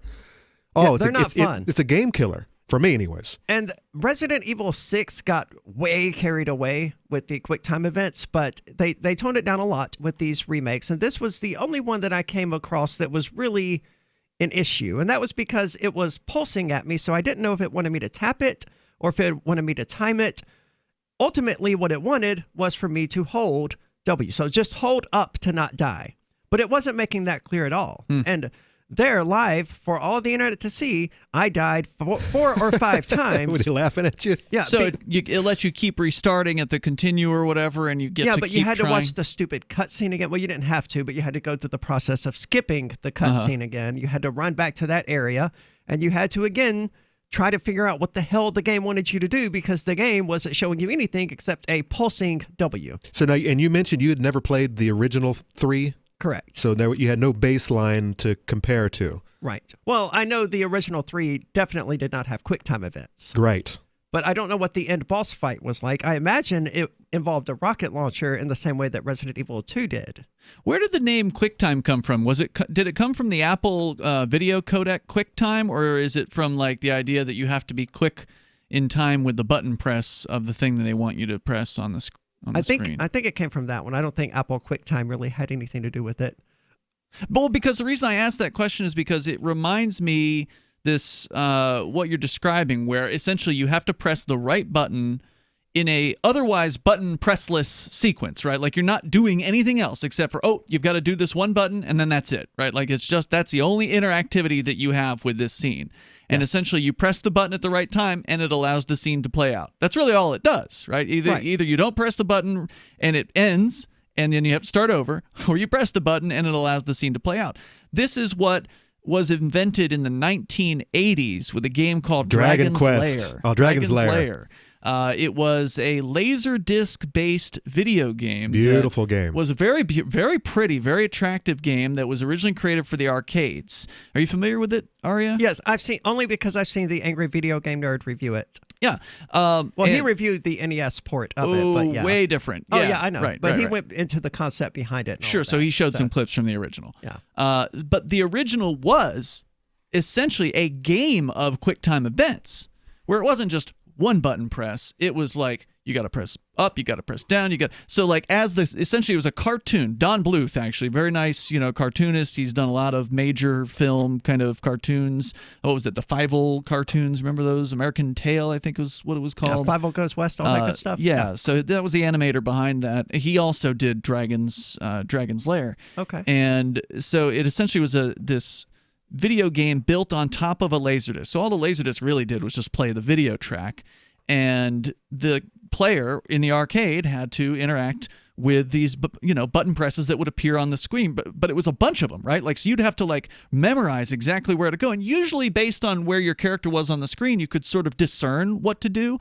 There was like a cheap mode or a cheat mode where it would tell you what to press, but there was a hardcore mode where you just saw the cartoon and you just had to guess which direction. Yeah, it was almost like a choose your own adventure. Kind of. So you got three doorways, and you got to decide which one to jump down. And if you go in one, you get your head cut off. You go into the other, you might make it through. So it's the same concept, but built as an entire game. And I thought it was interesting that they've brought this back now in mainstream gaming. You're seeing these so-called QuickTime events as just sort of a minor part of a lot of these other AAA kind of video game titles. Whereas in the 1990s, games were lambasted for having this kind of gameplay. It was seen as not being... Well, they are now as well. Yeah, people don't like them now. Everyone hates them. Okay. I don't know anyone who has ever played through a game and be like, man, those QuickTime events really added so much to that. Right. Resident Evil 4, which I think is early 2000s, I know that it was heavily QuickTimed.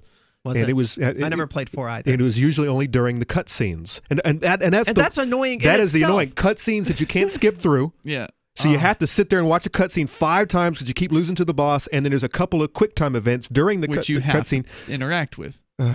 It's just... You ever played I Want to Be the Guy, the PC game? It's an indie game. I mean, it's free to play online because it was made in multimedia flash or some crap. No. So I mean, it's hard as crap though.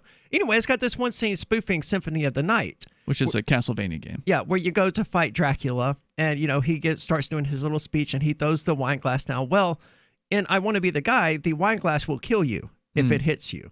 So there, in the middle of this cutscene, listening to Dracula ramble on, you have to jump or you die. And it's brilliant for that particular game. Well, as far as Ian, Dragon's Lair was brilliant because it was an arcade game. Yeah, what a way to take people's quarters, man. Oh, big-time quarter cruncher. So you could beat the game, according to Wikipedia, you could beat it in 12 minutes. If you knew everything. Press, but in order to learn that, you have to play the damn thing 200 times. Hundreds of times, yeah. But in that case, you were getting into that game knowing what you were getting into. You knew the style of gameplay that you were playing, whereas these other games, it's like you're playing a totally different game, an action game or whatever. You mentioned God of War or whatever, Resident Evil 3, which has a certain style of gameplay, and then all of a sudden there's this QuickTime event that they throw in. Yeah. It doesn't fit with the rest of the gameplay. It doesn't add anything, as you've pointed out, whereas a game like Dragon's Lair, you know exactly what you're getting into. That's the style of game you've got. That's all there is to that game. And from that perspective, it's actually fun to play those games. I would imagine so. But Resident Evil 3, it would have been better if I just had the option to turn around and aim and shoot the thing that was pursuing me. That would have actually been gameplay instead of just press W, hold up, It's so unsatisfying. It felt rushed and unfinished. Like they got through most of the game. They're like, oh, we have to get this out ASAP. Just do whatever. 855-450-3733. This is Free Talk Live. We call Willy Wonka, he's a chocolate lab. His belly itched, and he would actually lay in the grass and scoot across it to scratch. And Sheba, his sister, she scratched at her ears real bad, and she shook her head so much, she wound up with cauliflower ears. DINOVITE.com. Dinovite is nutrition. When we first got the Dinovite, they cleaned the bowls up real good. Her ears, they're a whole lot better. Wonka, his belly, it's all really cleaned up. He flops over and lays on his back and just kicks his legs, and I call it his happy dance. They look good and even smell good in between baths. You should give your dogs Dinovite before something happens. And that's kind of like preventative maintenance. Dinovite for life. It makes them healthier and happier. You won't believe how happy your dog will be. And your dogs will love it just like mine do. DINOVITE.com. We have some good news. The indictments against Ross Ulbricht in the District of Maryland were dismissed with prejudice, meaning they can never be refiled. This is especially good because those indictments contain the only charge ever made that Ross engaged in murder for hire. This was a serious allegation that Ross Ulbricht denies. It was never prosecuted or ruled on by a jury, but was trumpeted by the federal government and the media as if it were proven fact. The Maryland court held these indictments for almost 5 years, poisoning Ross's case and leaving him under a cloud of unproven allegations. As explained in Ross's appeal to the Supreme Court, the fact that the judge used these allegations to give Ross a draconian sentence of double life without parole violated his Sixth Amendment right to a jury trial. Judges are required to issue sentences based on convictions decided by a jury, not unproven allegations never even charged at trial. Although this is a positive development, the dropped indictment will not set Ross free. Now, a presidential pardon is Ross's only hope of freedom. Sign the petition at freeross.org. freeross.org. The new 4th edition of Healing Our World, The Compassion of Libertarianism, will take your understanding of liberty to a deeper level and has over 1,300 updated references, new cartoons, and a foreword by Dr. Ron Paul. With discounts for multiple book purchases, the 4th edition of Healing Our World is a great gift for the liberals, pragmatists, environmentalists, and Christians in your life who think libertarianism is cold-hearted. Get yours today at healing.freetalklive.com and use promo code FTL for a $5 discount.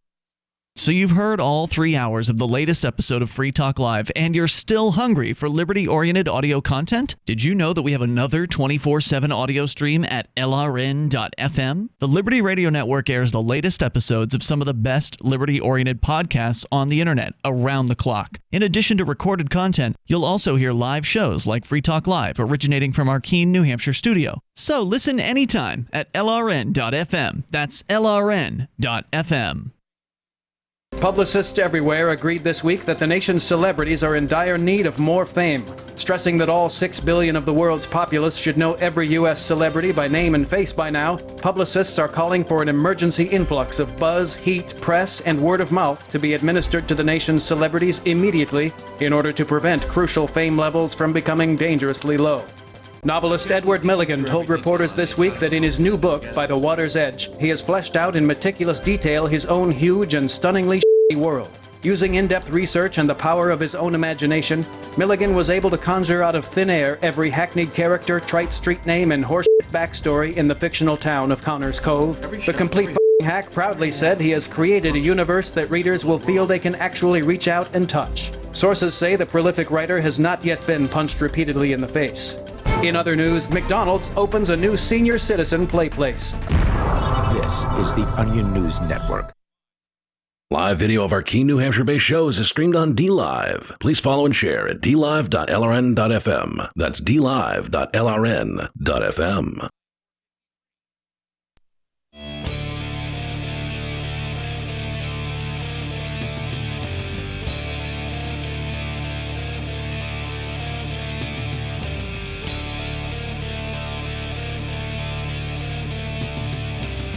This is Free Talk Live, talk radio that you control. You can call in and talk about whatever is on your mind. That toll-free number is 855-450-3733. And with you tonight, it's Aria. It's Ian. And Conan. And for years, libertarians of all stripes have wanted a directory of liberty-minded businesses, and we're helping to build one, Liberty.menu. Liberty.menu is a tool for our community. At its core is a directory for events, businesses, and digital content, and more. Listings can be rated and reviewed, and there's a bit of a social network so you can connect and share with others. However, use of liberty.menu is exclusively for individuals who reject the initiation of force and those who agree to abide by the ethics of the non-aggression principle. So put your voluntarist ideas into action at liberty.menu and use code FTL to get a special badge. Again, that's liberty.menu. Now, I wanted to say one more thing about Resident Evil 3, and that is the whole game is awesome because you're being pursued by the nemesis through the entire game, and that's a nice way of cranks the tension up. Yeah, it turns classic gameplay mechanics on their heads because you're not really going out and hunting the zombies as much as you are being hunted through the entire game. And it adds a lot of tension to it for sure. And it just creates a different dynamic where you don't feel like you're ever fully in control of the situation. Because at any moment, if you've never played the game before, this giant monster could come crashing through the wall, and you need to be ready to react to that. Holy crap, $60? Yeah. It's a brand new AAA release. I won't be playing this for years. All right. It's Steam. It'll go on sale in 2 weeks. Do you recommend it, not at $60, but do you just recommend it across the board? I'd recommend it at $30. It's worth that. But the ending is much too disappointing. Really? It's that bad? Yeah. Well, like I said, it's a quick time event, and then it's this heavily scripted boss fight where all you have to do is shoot the glowy things in a game that has not had any of that crap. Really? At any point. There was no shoot the glowing things boss fights at any point prior to that. And then suddenly it was, this is Resident Evil Mario 64 style, shoot the glowy things and you win. And that was the end of the game. That was it. It was extremely disappointing. So you think they just cut corners at the end there? I think they did. And I know that games aren't really developed from start to finish like that, but it seems like they were probably waiting for the ending to make it as awesome as they could, and then they ran out of time. Around how many boss fights would you say there were? Well, all of the boss fights were against Nemesis, and some of them were great. So kind of like Dark Souls, where you got to figure out a tactic. You got to, Yeah, one of them did irritate me because the only way you could defeat him was by putting a mine round on a particular window and having him run by it and explode. No amount of bullets or anything else like that would damage him until you did it the way the game wanted you to do it. That was irritating. But that was only one instance out of the 7 or 8 times that I fought the thing. Ian, what are you playing?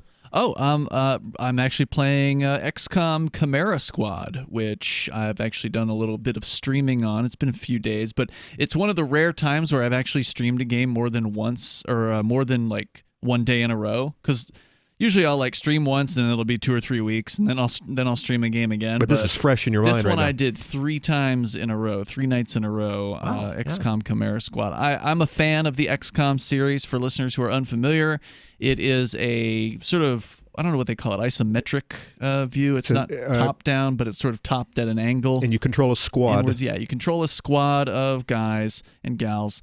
And historically, this game actually came out in the early 1990s, way back in the day. I think it was called XCOM UFO Defense. It was revolutionary. It was awesome. That in the Fallouts. And it was Fallout's not the strategy game in the same way. But right? there was a Fallout strategy. I think it was the 3rd one that came out. Fallout Tactics. Fallout Tactics. Oh, Tactics. And it was basically the same thing. So yes. XCOM has always been turn-based, squad-based. So you game. take your squad. It's an alien invasion. Was the original XCOM, and you have to defend the Earth against an alien invasion. It's literally one of the things I think was pretty different about it back in the 90s was it was a global scale kind of game. Like there's literally like an Earth, and aliens come in at different parts of the planet, and you've got to go and take your troops there and defend against whatever. They remade, so in the 90s was XCOM, and then their sequel, XCOM Terror from the Deep, which is where I got into it, was on the sequel.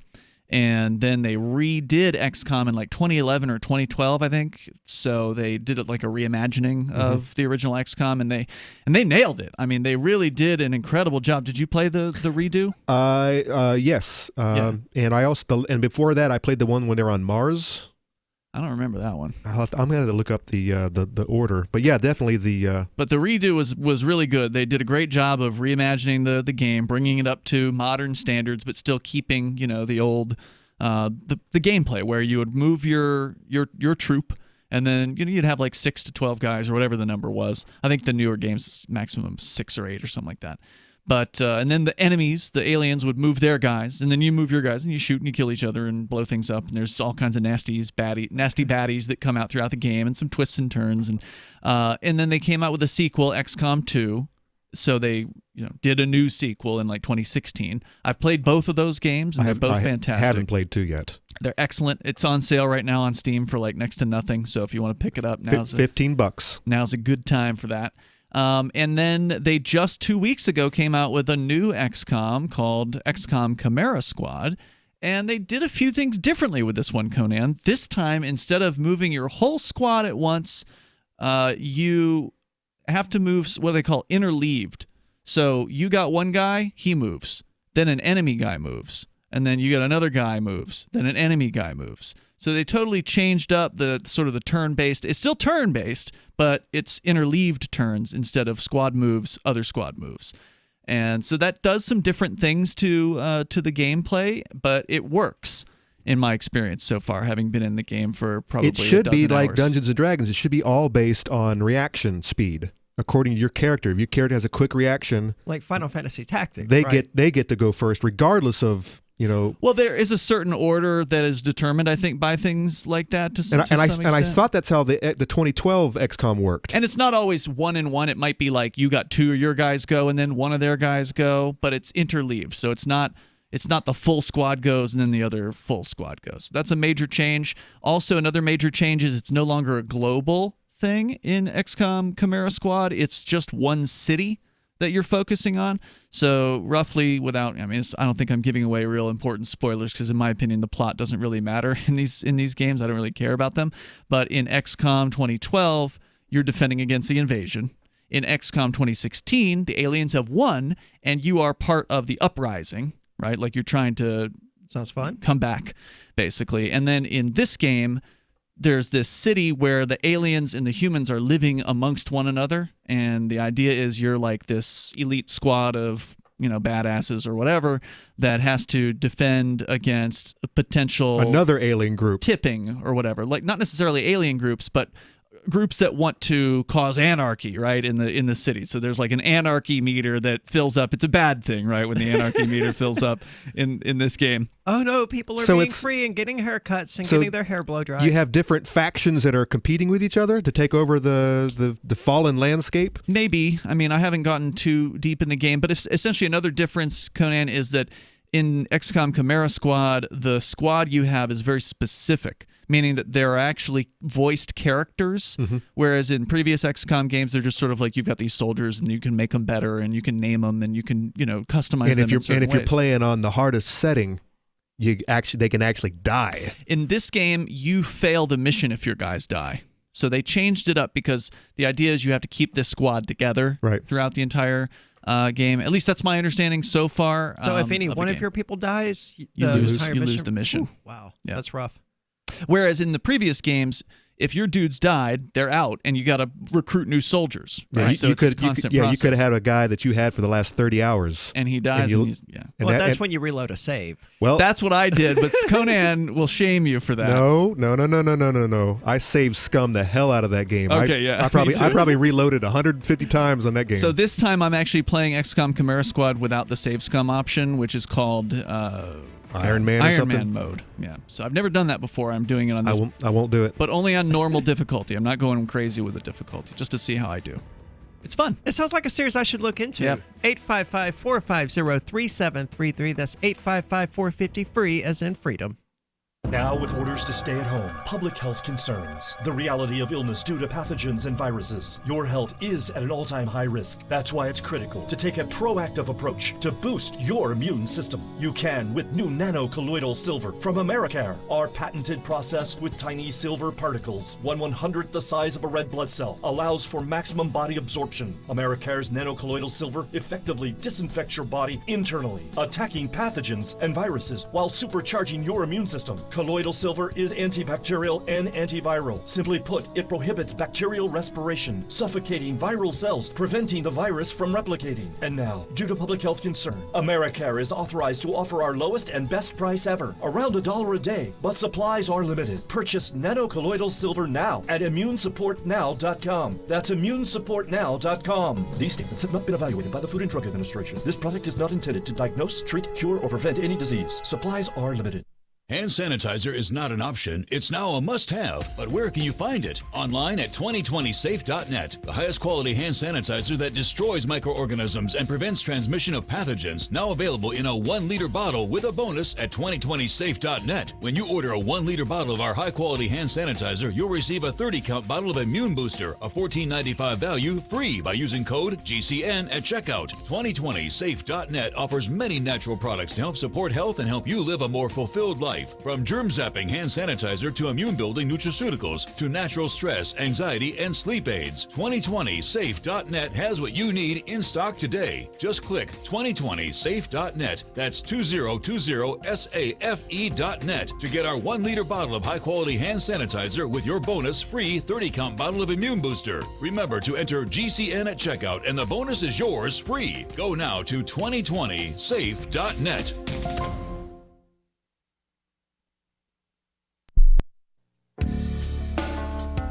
Hi, I'm Montel Williams. Most of you know me as a talk show host, but I'm also an author, actor, single father of 4, a fitness writer, avid snowboarder, and I'm also a medical marijuana patient. Like many of the million people who are living with multiple sclerosis, I'm in pain every single day.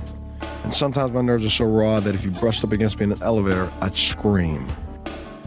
I can't sleep at night from the pain, and sometimes the spasms in my legs are so intense they will wake me up throughout the night. I've tried the strongest prescription medications available, and I'm going to tell you, they do not work. In fact, they leave me in a stupor, and most of the time, it's impossible to even live your life. Now, I've tried medical marijuana, and I'm going to tell you something, it works. If you'd like more information about medical marijuana, you can contact the Marijuana Policy Project at mpp.org or call 1-877-JOIN-MPP.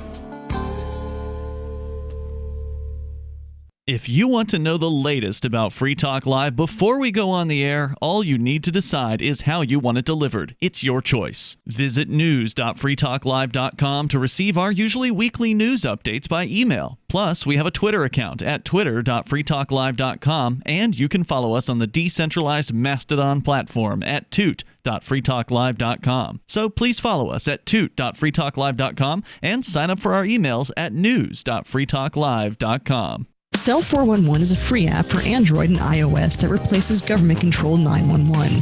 Cell 411 allows you to preset a group of friends or private organizations to show up at any emergency. Cell 411 is a nightmare for the state because it proves their so-called services aren't needed. Cell 411 has had thousands of installs, and of course it's covered by the BIPCOT no government license. Cell 411 because your friends won't shoot you when you're in trouble. Without the government, who would build the emergency services? You and Cell 411. Get it today at getcell411.com. You're listening to the best liberty-oriented audio streamed around the clock, on the air, and online. This is the Liberty Radio Network at LRN.FM.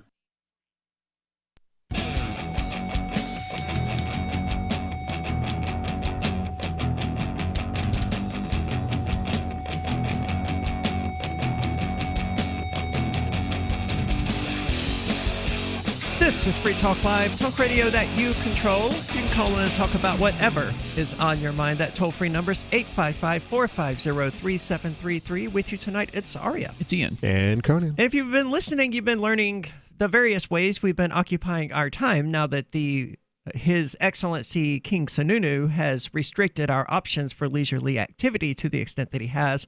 Conan, of course, you've been gardening and doing all that. And we don't mean Harvest Moon gardening. He's been out there actually working in a garden. I'm having to fill in for Conan with the game of the week. I've got a great tan right now. I'm like a lobster on my back. Having a hard time sitting here. Yes, it's you got to get them in the ground, otherwise.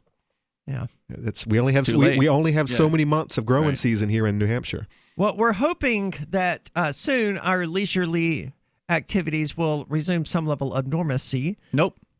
You can keep hoping. I'm hoping. There's no indication that that's going to happen. No, there's not. And that's really disappointing because my plane leaves for Vegas in 23 days, and the casinos are still going to be closed. So we're canceling the Vegas trip. Really? And by the way, can I say, out of all the terms that have cropped up in the last 2 months, the new normal.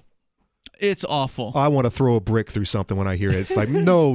We can't let this be normalized. This is the new abnormal, or this is just 100% straight across the board. This is abnormal. This is not normal. Yeah. Well, that's people sort of rolling over and abdicating to this. They're like, well, this is the way it's going to be. Oh, it's the new normal. Well, and the more people say that stuff, the more true it becomes, right? Because you essentially are manifesting that into reality. Normal is just what most people accept, right? Mm-hmm. So don't accept this, and it won't become the new normal. So well, right, and that's what I've been masks. advocating. I don't wear gloves. I would advocate no one. Yeah, and I want to be as kind as I can to people that would like to foist this nonsense upon me. I don't want to be mean, right? Like, I don't want to be rude to people. So it's like this sort of tough balancing act of standing up for yourself, but also not like trying to piss people off at the same time. So, well, if someone wants to foist it upon me, chances are I'm gonna piss them off. But that's the thing. A lot of them are just doing it because they need work, right? So like there's somebody at a job somewhere who's wearing a mask, not because they want to, but because they've been told they have to, or else they have to not come to work, right? So all the people at Walmart, for instance, where every single employee now has a mask on, there's people there who don't want to do that. I was at Walmart the other day. What can you tell those people, man? They're sitting there hyperventilating. They got it's digging into their face. They're pulling it off, and they've got, Now, I will confess that I wore ears one are all briefly scrunched up the other day at work because I wanted to see how bad it really was. And how was it? However bad you would expect it to be, it was worse. Wow. Because the temperature and you don't in there even is wear like, glasses. No, the temperature in there is like 85 degrees anyway, so we're sweating. So it's like being waterboarded constantly because it immediately fills up with sweat. Sure. And breathing into your own face all the time, it goes right into your nostrils. Your nostrils start leaking into the mask. It's the worst idea I've ever heard. Wear a mask with glasses. You got that hot steam going right up into your eyes, and it's fogging your lenses every second. I don't want to be the scientist in the room, but if you've got air coming out of the top of this thing, then it's not doing its job.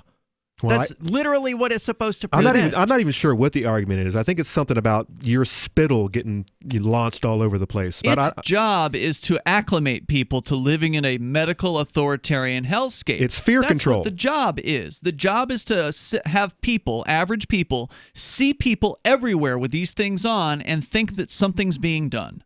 That's what the job of these things is. It's total mass compliance. It's just like the duck and cover back in the Cold War. It's the same thing. Hey, sorry kids, getting under your damn desk is not going to do anything to save you. They still do that today, don't they, Conan? I don't think they got rid of that at the end of the Cold War. That siren going off for the last 2 hours telling you to go get in your bomb shelter. I'm pretty sure they still do that today with the gunmen on campus drills. Like, don't they do the same thing? Don't they get under their desk? Where else are they going to go? They lock the door and they get behind the door. Well, you mean and all they really do during those drills is just scare the hell out of everybody. Right. I mean, that's the whole point. I mean, the kids sing their little nursery rhymes about school shooters and all of that to get acclimated to this, quote, new normal. Yeah. And the new normal now apparently means that you can get your hair cut in phase 1 in New Hampshire, but you can't have it blow dried. That's what they're saying. Yeah, and you can only, according to these restrictions, you can only have a single, you can tell me what this means, Aria, because you dye your hair, a single color root touch-up. What does that mean? Well, the roots obviously need to be touched up from time to time. Mm-hmm. Single color. I can't imagine needing your roots to be dyed multiple colors. Well, anyway, that's one of the other restrictions. But that seems to be it. Like, I guess red on this side and purple on this side, can't get that done. But some of these salon owners are upset at this so-called reopening plan, not because of all the restrictions, but because it's too much too soon, according to these people. So it's about the competition. They want to go back to work, they say, but they don't really want to go back to work because they're worried about the whole COVID-19 thing. Tanya Hart, the owner of Oomph Salon, this is from the Seacoast Online, which is a newspaper out on the east coast of New Hampshire. She says, I think the restrictions are asinine. It's definitely not what I was advocating for. She says, I was advocating for us to open up at a later phase. It's really just a frustrating situation. I think the whole idea of the task force not really hearing us was a blow to the industry all around. Oh, she wants other workers to put their lives at risk first. According to her worldview, because her worldview says this thing is serious, it's life-threatening, she just doesn't want to be one of the first people out there. Well, I don't think she wants anybody to be out there. She says she doesn't want to be out there, basically, which means no one else should be able to be out there because she can't make money. Hairdressers should be out there, but she wants like the car repair shops and those kind of places to reopen. I don't know. I'm not sure how she would feel about that, but she says she and several other industry professionals allege they weren't listened to by the governor's task force or given proper representation in the conversations at the state level. Well, surprise, government's not fair, is it? Life isn't fair. She says I was not given proper representation when Sununu decided that he was going to release this executive order. Jasmine they didn't consult me. Doobie, the co-owner of Hex Hair Boutique in Dover, says, quote, we feel misrepresented as an industry. I feel like that's the general vibe I'm getting. It feels like they rushed into this to satisfy something.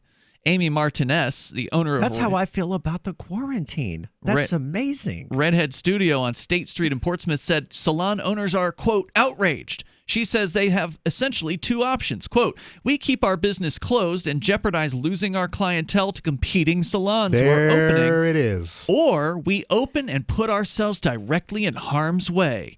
She said, everyone else is cautioned to stay home until May 31st, yet we're advised to go back to work, standing on top of our clients all day with just a mask as protection. The science states that we should stand 6 feet apart from one another. We are incapable of doing that in a hair salon. Who is advising her to go back to work? It's not an advisement that you have to go back to work. She doesn't have to. She doesn't have to open. She's worried about competition. She's worried that her competition. But then she says that, or another owner, owner of Cause Hair Salon in Dover, Michelle Meager, was not in favor of hair salons being included in Phase 1, says the plan has set salons up for failure. She says, I crunched the numbers. By opening up, I will be losing money. Doing a color, I will make $11.60. Then I'll be in the negative after paying all my utilities. Whoa. How is she going to be... she's probably not going to make as much as she wants, but I mean, people are walking around looking like Wookiees right now. Yeah, she'll have a line. She'll have a line of people out the damn door. What about this Texas woman who got arrested? Right. That's exactly what she had. The people were lined up around the block. Well, and even if they weren't, I mean, the solution here is obvious. Raise her prices. She could do that too. This would be all, but it she'd be price gouging. If she's not That's making evil. enough, if she's not, I don't care. If she's not making enough money to pay her bills, then it's a bad business practice, and she needs to raise her prices. The state protocols require all clients to wear a cloth face mask that covers their nose and mouth at all times when in a salon or barber shop, and all staff must do the same. A distance of 6 feet must be kept between individuals at all times, except for when staff are servicing a client's hair. Reception areas are ordered closed, and no walk-in appointments will be allowed. Appointments must be staggered, so only one person arrives at a time, and a maximum of 10 people are allowed in the facility at once. Clients must wait in their car until called in by the stylist. The guidelines require. Out there pushing carbon into the atmosphere, sitting there with their cars idling. On one hand, of course we want to open, but then, is this the right thing to do? Said one of the owners. How can everyone be preaching social distancing and then be like, but you guys can open? I don't know how to feel. Did she really say that? Yeah.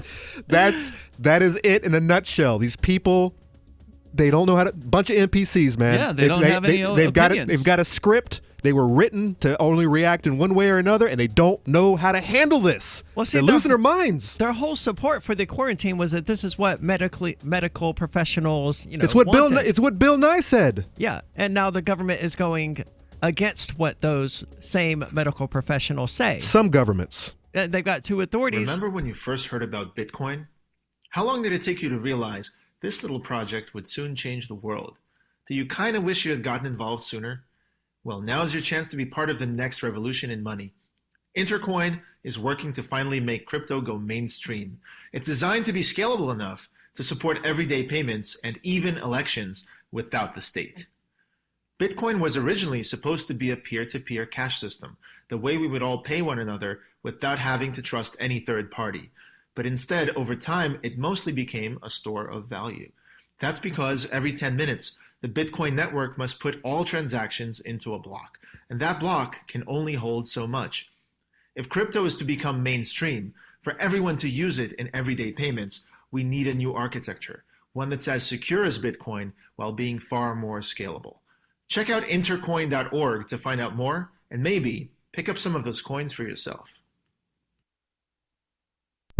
Are you a cryptocurrency advocate? The Crypto Tip is the ideal outreach tool to help new people discover cryptocurrency. It's a printable business card-sized tip that you can give to service providers, preferably in addition to a good cash tip. When the server scans the QR code, it'll bring up an explanation of cryptocurrency, how to install a wallet, and allow them to claim the tip. If they don't claim the crypto, you get your tip refunded to you after a time period you specify. Plus, if they do claim the tip, you get an email alert. Create as many tips as you want at cryptotip.org. That's cryptotip.org. LRN.FM now has a Discord. Discord is a free text and voice chat platform, and we now have our own server with a bunch of channels at discord.lrn.fm. You can join other listeners as they chat about various things during our live shows, or anytime, day or night. Discord software is available cross-platform, so you can have it on whatever device you want and take your chats anywhere. Join our Discord at discord.lrn.fm. That's discord.lrn.fm. You're listening to the live edition of Free Talk Live. Hour number 3 is next after the news here on the Liberty Radio Network at LRN.FM. This is the Liberty Beat, your daily source for Liberty news and activist updates. Produced in partnership with the SNLS Network and listeners like you. Online at snlsnetwork.com. I'm Mick Murrow with your latest edition of the Liberty Beat. Gold is trading at $1,713, silver at $14.99, and Bitcoin is trading around $8,940. Today's gold, silver, and Bitcoin prices are brought to you by Brave Botanicals, high-quality kratom and CBD at reasonable prices with excellent customer service.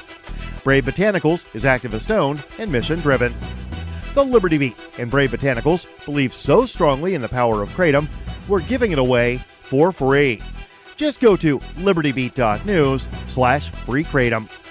This is the Liberty Beat at snlsnetwork.com. In the news, the number of official global coronavirus mortalities surpassed 250,000 people on Monday, including over 69,000 in the United States. Polls show that the American people are extremely worried about contracting the virus. However, the government has a much bigger concern, that if they can find a COVID-19 vaccine, China will copy it and distribute it for free. Mid-Press News reports that to many, it will not be immediately clear why it should be a problem for a manufacturing superpower, home to 1.4 billion people, to inoculate itself and others. But to the White House, this would be stealing a potential American innovation. That the U.S. government is accusing other nations of hypothetical theft during the pandemic is especially noteworthy, seeing as it leads the world in the confiscation and detention of medical supplies paid for and bound for other countries. Ever wonder where we find all the news to report right here on the Liberty Beat? Visit snls.news to get the world's most censored media published all in one place. Save yourself from the endless time spent searching for reliable alternative media. SNLS News makes it quick and easy. No ads, no clickbait, just raw headlines, 24 hours a day. Visit snls.news and get informed today without the corporate media spin. Your news now continues. The co-chair of AmeriCorps and the creator of AmeriCorps, former President Bill Clinton, wants to create a national contact tracing force using AmeriCorps volunteers. The co-chair of the AmeriCorps, Congressman John Garamendi, recently introduced a bill that would expand volunteer opportunities within AmeriCorps and the Federal Emergency Management Agency. The bill would allow AmeriCorps and FEMA to create a national contact tracing corps. 6 years ago, USA Today called AmeriCorps a wasteful flop, saying many members are serving as recess referees. In 2018, a CBS News investigation revealed that AmeriCorps programs are rife with sexual misconduct and failed to meet federal standards and requirements. The investigation also revealed that AmeriCorps and FEMA have a long history of working with young adults. The wholesale price of beef soared by 8.6%, or $32.60, to a new all-time high of $410.05 on Tuesday, almost doubling in less than a month. That's according to a report from Activist Post, which says the reason is an unprecedented collapse of the nation's food supply chain, as over a dozen meat processing plants have been shuttered due to the coronavirus pandemic. Beef prices are soaring, even after Trump issued an executive order to address meat shortages. However, with food workers scared and unwilling to return to work, Trump's attempt to normalize prices has backfired, because all it has achieved was a frantic scramble by consumers to hoard beef, resulting in even bigger shortages and higher prices. As a result of the wave of panic shopping at supermarkets, more grocery stores are imposing limits on meat purchases. Two major chains have announced they are limiting just how much meat customers can buy at a time. Support for the Liberty Beat is brought to you by the Homestead Guru. The Homestead Guru is an educational website offering tips, tools, news, stories, and commentary on everything homesteading. Topics include green homes, gardening, animal husbandry, do-it-yourself, home remedies, alternative energy, survivalism, unschooling, and more. Those details are found online at thehomestead.guru. This is the Liberty Beat, powered by the SNLS Network at snlsnetwork.com. I'm Mick Murrow, reporting for the Liberty Beat, reminding you, spread liberty with a smile. Yesterday, two groups of men shot at each other near Bagram Base, where I am. Today, the soldiers are happy about some of the men dying and sad about other men dying. Sergeant First Class Aaron Tomlin is only sad about 4 of the dead people. It's a long, tough day here. We lost 4 good men. No, 27 men died. 4 American soldiers and 23 Taliban soldiers. You said that 4 soldiers died and it makes you sad. But you said when Taliban soldiers die, it does not make you sad. I asked Base Commander David Hawkins to make it make sense. The last thing we resort to is hurting anyone. But you have to understand, it's our job to keep the American people safe from our enemies. And sometimes that includes... So if you kill your enemies at your job, it is not sad. Well... What if I killed my enemy Ryan at my job? It would not be sad? No, you shouldn't do that. But he is rude to me. He steals my yogurts. He makes fun of the way I talk. Look, only soldiers can kill without getting in trouble. Okay. Are you going to kill Ryan? No. It does not make sense. This is the Onion News Network.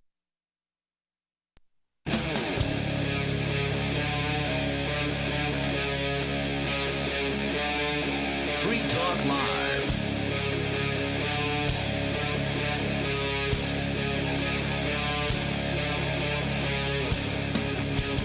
This is Free Talk Live, talk radio that you control. You can call in and talk about whatever is on your mind. That toll-free number is 855-450-3733. With you tonight, it's Aria. It's Ian. And Conan. And we're hearing some crazy stories about cryptocurrency mining coming out all over the place. We've got one from Bitcoin.com and one from Cointelegraph, I think you said. Bitcoinist.com. Oh, the Bitcoinist. Yeah. Good magazine. And the ideas here seem to be looking for ways that may not wreck the environment, because that's one of the criticisms people like to level against Bitcoin, is that its energy consumption is just too high. It's unacceptable. So some enterprising individuals are looking for other ways to mine cryptocurrency. Yeah, what other options could you use? I don't know. Maybe do something like the Matrix did. Human body heat and interactions. Well, there's so much wrong with the Matrix thing. Like how it would take more food to keep them alive. I mean, more energy to keep them alive than they would ever produce. Absolutely. And if you look at the original Matrix script, it was never about generating heat energy. It was all about creating a neural network, which makes a hell of a lot more sense. So they're actually feeding these bodies, and they've got all these human brains, running their network, or using that network to do whatever, to run their system. They were creating an AI in the same way that we create, those with artificial intelligence. That would have made a whole lot of sense, but the producers of said movie weren't sure the public would understand it and get it. They thought the battery analogy would be more understood. It's true. Well, it's simpler to understand. Last month, an interesting patent was taken out by Microsoft. The abstract is this. The title is Cryptocurrency System Using Body Activity Data. Now here's the abstract. Now, so it's not like body heat from exercising or something. It's body activity data. 2 years ago, a Dutch company, some Dutch researchers were actually, they developed suits where people would wear them while they slept, and it would generate heat, and they would mine, I think they were mining some kind of altcoin during the night while they slept. It definitely wasn't Bitcoin. It wasn't Bitcoin, right no. about that. Maybe Monero. So this idea is not new. This patent is, and here's the abstract. Human body activity associated with a task provided to a user may be used in a mining process of a cryptocurrency system. A server may provide a task to a device of a user which is communicatively coupled to the server. A sensor communicatively coupled to or compromising the device or the user may sense body activity of the user. Body activity data may be generated based on the sensed body activity of that user.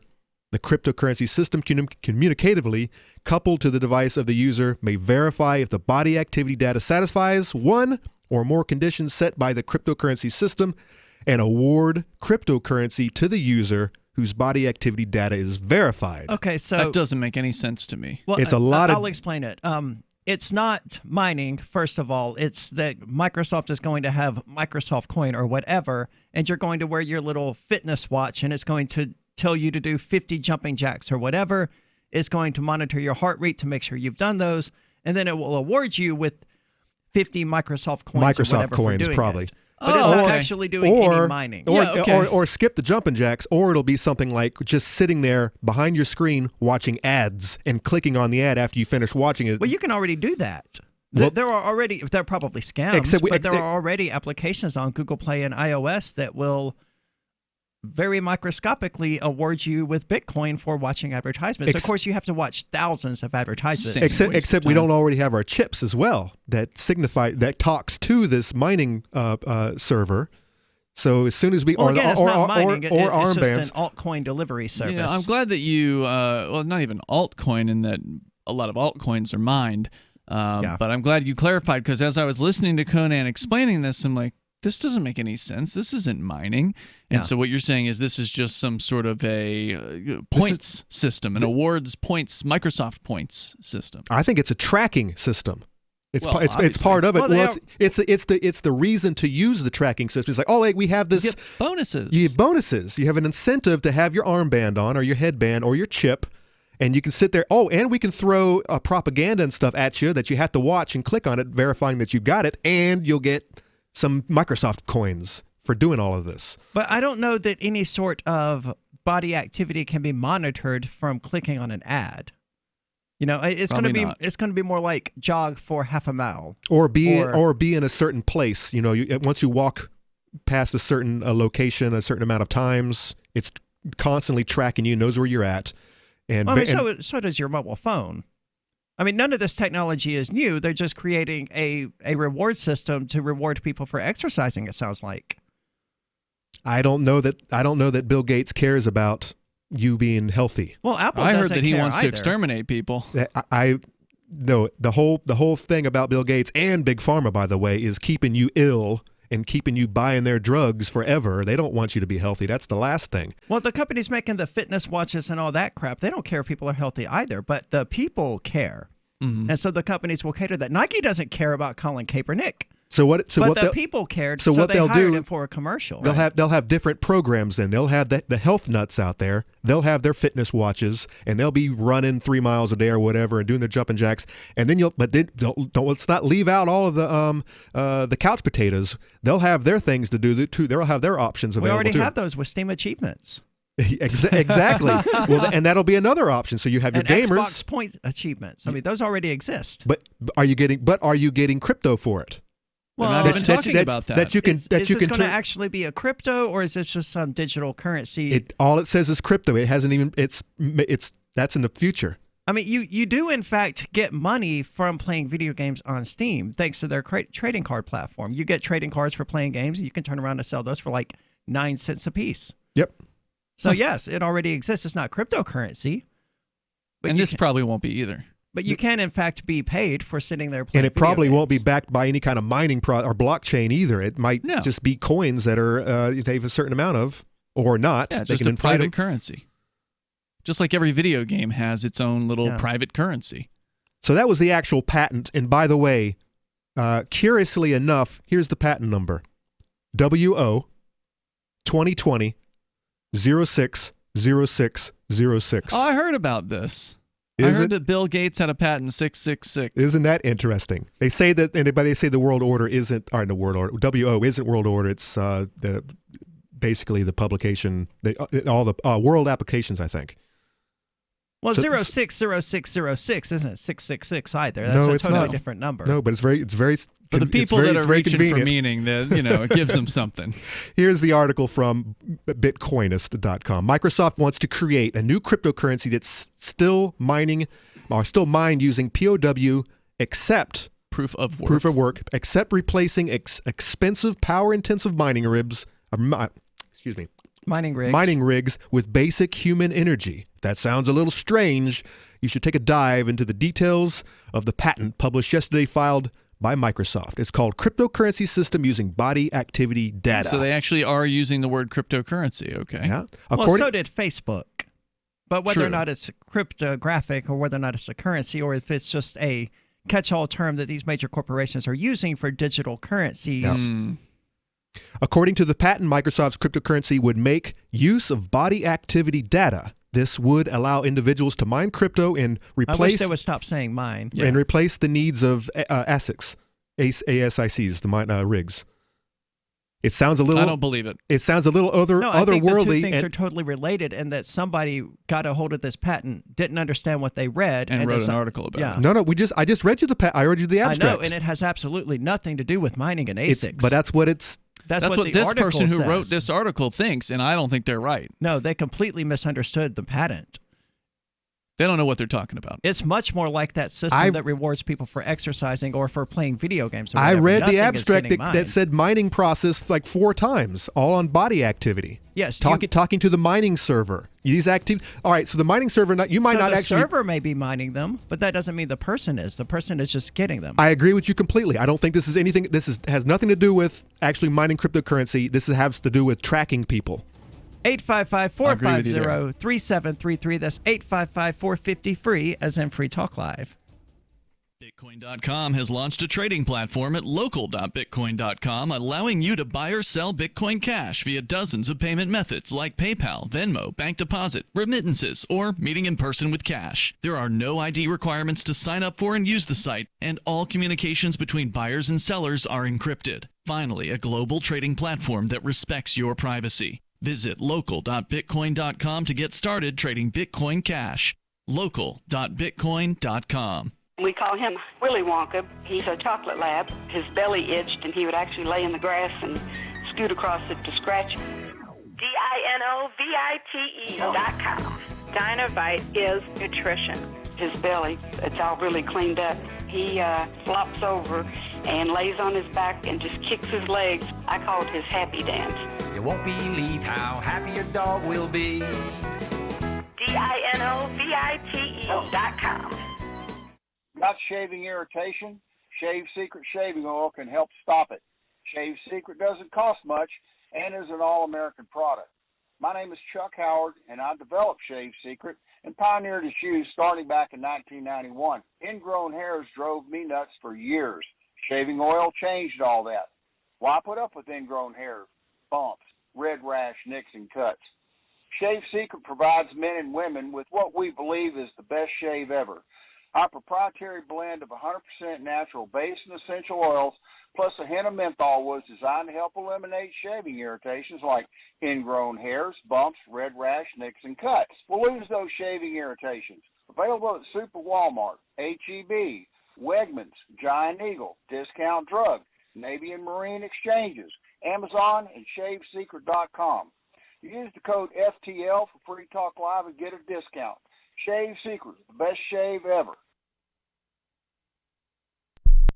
Why did you move to the Shire? I moved here to the Shire because there's other people around who take liberty just as seriously as I do. I moved to the Shire because I saw videos of people challenging authority and thought that I could get support myself. It called to me, like, do this right now. I wanted to be around people like me who got it. And once I got here, I knew there was nowhere else that I wanted to be. I've always wanted to change the world. So I moved to the Shire to join people who were actually working towards doing the same thing. The people here are awesome, loving, and positive. It was for the adventure and for the feeling of something important is happening here. And I just wanted to come to sort of be part of that. Visit ShireSociety.com to read and sign the Shire Society Declaration and learn the reasons why, if you love liberty, you should immigrate to the Shire. Plus, connect with others via the forum at ShireSociety.com. That's ShireSociety.com. The LRN.FM social media channels have been revamped. We've eliminated Facebook and focused on other platforms like Twitter and Mastodon, the decentralized alternative to Twitter. On our accounts, you'll find posts from multiple LRN.FM show hosts together in one place. Follow us on Twitter at twitter.lrn.fm, or better yet, move to the decentralized Mastodon social media platform at toot.lrn.fm, toot.lrn.fm. I think you'll like it. Do you want more businesses accepting Bitcoin Cash and Dash? Now with AnyPay, you earn passive income for every purchase at those businesses. Finally, a financial incentive to spread Bitcoin Cash and Dash. You made it happen, so you get the rewards. Download the AnyPay Cash Register app and add your cryptocurrency wallet addresses. Then install it at a real-life business and tell us what you did at anypayinc.com. anypayinc.com. Do you love Twitter? Make sure you favorite the LRN.FM Twitter account so you can receive our tweets at twitter.lrn.fm. That's twitter.lrn.fm.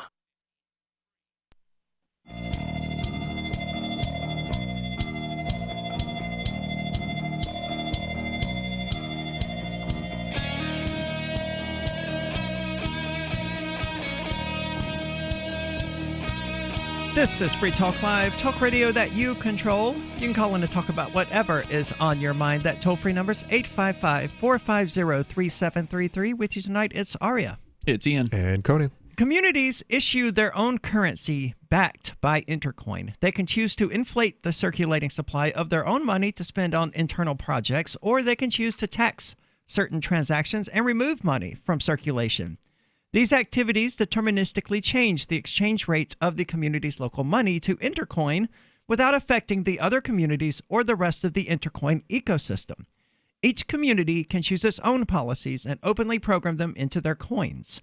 Each individual coin can choose what coins to get, and each individual can choose what coins to get and how to spend them with upfront knowledge of what they're getting into. Intercoin is attempting to regain some of our freedoms that are threatened on the internet and in the real world.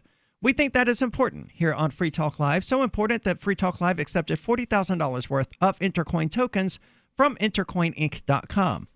If you also think that freedom is important, check out Intercoin at intercoin.org. You can invest in this project and potentially make big gains, or just be involved and perhaps shape its future. That's intercoin.com, intercoin.org, not .com. That's intercoin.org. So mining with body heat seems to be what the author of this article thinks that Microsoft is trying to do. Ian and I disagree. This one is not the body heat. This is human action. Okay, yeah, sorry. You're correct. This is Christina Cumbin over at Bitcoinist.com. She's trying to make heads or tails of this new Microsoft patent that came out last month. Make heads or tails. According to what is written there. It sounds a little otherworldly and honestly borderline creepy, but if you can get past the idea of wiring humans up to some kind of server tracking their energy output, it could be a sustainable way of mining crypto without damaging the environment. And I don't know how that works. I don't know how you would do that. It doesn't, because that's not what is being described here. And people are already hooked up to servers that are monitoring their body activity and stuff like that. I mean, this is not new.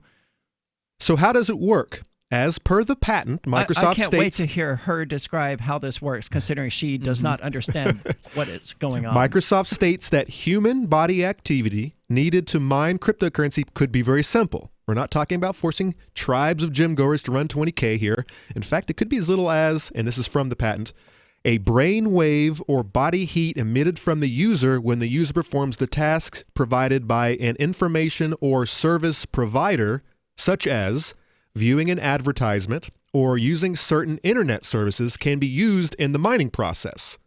Which, again, it's just you performing actions on your part, but how does that actually...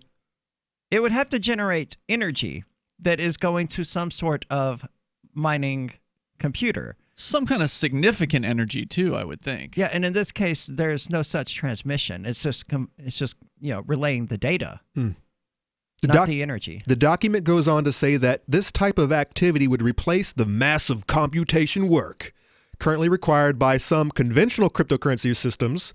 That is because the data that is gathered from the body activity could be regarded as proof of work. All right, you know what? That gave me a headache. That's not what they mean by proof of work, but okay. I mean, yes, I guess it's proof that someone expended energy, but in that sense, proof of stake is proof of work because it's proof that someone expended energy by keeping the computer online. Yeah, I just don't know how. All right, so all right, this is talking about body activity, but also generating heat, but generating energy. Well, in order to generate energy, how do you collect that? Yeah, that's the thing. That's why this doesn't make any sense. So I'm not an engineer, okay? So maybe I'm wrong about this, but my understanding is if you want to collect energy from body activity, you have to have some sort of mechanism, right? So like the classic example would be a stationary bike that you pedal that's hooked up to a generator. Correct. You can make energy from that. Just sitting there and having heat coming off of your body isn't going to cut it. Generally, it's considered to be fairly inefficient to try to take excess heat and turn that into energy. There are contraptions that I believe have been invented to try to do this, but they're not particularly effective at it because you're taking what's already waste and you're trying to do something with that waste. It's not a bad idea, but I don't think it's been particularly effective. Even in situations where you have significant heat, it's generally fairly ineffective, right? Yeah, now we're talking about just the human body. I mean, what's that like do? like I said, I don't think this has anything to do with actually mining. I think this is all about creating incentive to track people. Yeah. All right. Now I'll give you that. here is an article where the people actually did use. I would say Pokemon Go did that far more effectively than Microsoft will ever. Correct. Yeah. This article actually talks about people who did harness human body heat to mine cryptocurrency. Really? How? All right. Manuel Beltran, the founder of the Institute of Human Obsolescence. Great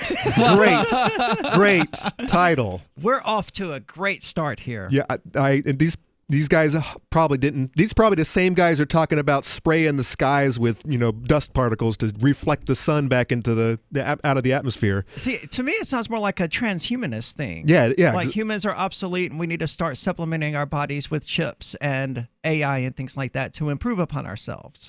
So yeah, Manuel is challenging the idea that technology cannot be sustained by our current resources because he believes one supply, the human body, is very abundant.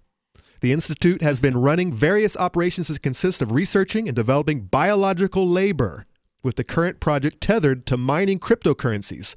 The most recent test, comprised of roughly 212 hours between many shifts, and 37 workers participated in the experiment. By the way, this was in, this article is from January 4th, 2018. With a special suit and all those hours, the participants at the Institute for Human Obsolescence, generated 127.2 watts of power that mined 16,590 how many watts? 127.2 watts. That's like nothing. Yeah, that's nothing. That's not even going to run like, a few light bulbs. And how many per hour?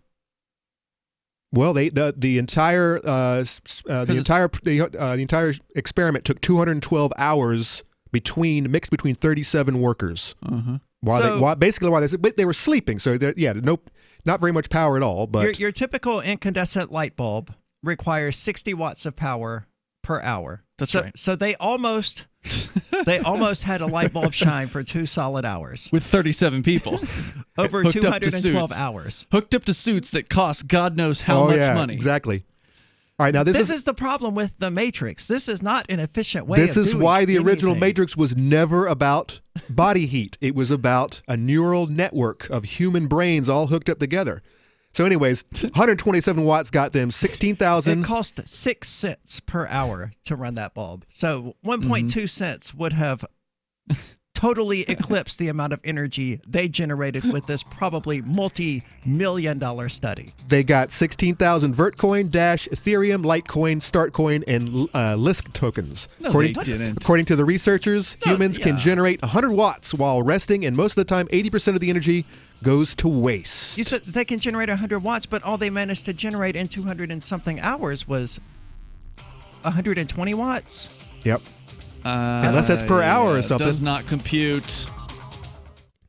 The next generation wallet is coming from Divvy. In just a few taps, you'll be able to send, earn, spend, and exchange digital money in seconds. Send money around the globe with only a swipe. Instantly exchange between Divvy, Bitcoin, and fiat right in the mobile app and withdraw directly to your bank account. Divvy already offers the first one-tap solution for earning passive income with crypto. Multi-tiered masternodes allow everyone to partake in the network. Visit divvyproject.org. divvyproject.org. Gold has definitely been on the move recently, and there is no more secure investment historically. McIlvaney ICA has been helping people take delivery of precious metals and find storage options for decades. They've helped thousands of investors with their precious metal IRAs. Call ICA today for your free portfolio review at 800-525-9556 or download their free report online at ICAGoldSilver.com to learn how you can double your gold and silver ounces even within an IRA. 800-525-9556. ICAGoldSilver.com. So the protection of life, liberty, and property is what the Free State Project is all about. But it's an effort to move 20,000 people who understand. It's about demonstrating to the entire country that, yeah, we can have a free market, a truly free market. Making it just a freer, great place to live. It's the world's largest voluntarist libertarian community, and it's only getting bigger. That's amazing, to be able to move to a place where other people passionately believe in being free and independent. What the Free State Project is managing to do, though, is to put their money where their mouth is. It's physically getting up across the country and saying, let's go someplace and let's demonstrate the power of these ideas. There's a lot of kind of philosophy that surrounds liberty. There's a lot of thinking about it and talking about it. But here in New Hampshire, people are doing it. 101 Reasons Liberty Lives in New Hampshire, a documentary by Free State Project early movers. Watch it free at 101reasonsfilm.com. 101reasonsfilm.com. Are you tired of your taxes funding endless occupations around the world? Antiwar.com is run by people who understand that wars abroad become wars at home, wars on our freedoms. Antiwar.com is dedicated to bringing you the latest in news, views, interviews, and reviews from the top movers and shakers in the anti-occupation movement. Antiwar.com has it all, from thorough foreign policy analysis to interviews with whistleblowers who used to run the military-industrial complex. Anti-war, pro-free market. That's antiwar.com. There are lots of ways to listen to Free Talk Live. Our podcast has been around since podcasts began, and now the FTL feed is loaded with content besides our full show archives. Did you know that we make it easy for you to customize your podcast subscriptions? We have different feeds, one that includes only our full shows, one with just the Daily Digest, and our main feed that includes everything. You decide what you listen to. It's quick and easy to customize your feeds at feeds.freetalklive.com. That's feeds.freetalklive.com. Never, ever send a follow-up email asking, "Did you get my email?" Email 101. If it didn't bounce back undeliverable, it got where you sent it. And avoid transmedia pestering, like calling to ask, "Did you get my email?" or emailing to say, "I left you a voicemail." If your emails and voicemails aren't being acknowledged, your problem isn't technology, it's technique. Is your message concise and understandable? Have you boiled it down to seem as relevant as possible to the recipient? In other words, is it the opposite of spam or junk mail? All of this really matters if you're a job seeker. But even if you're not, with money and attention so scarce now, effective communication skills have never been more important. For more tips, hit survivalspeech.com. I'm Holland Cook.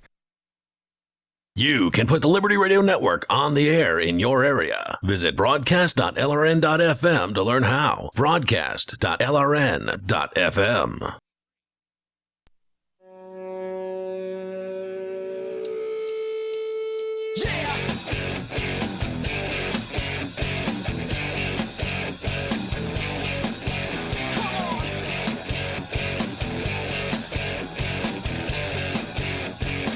This is Free Talk Live, talk radio that you control.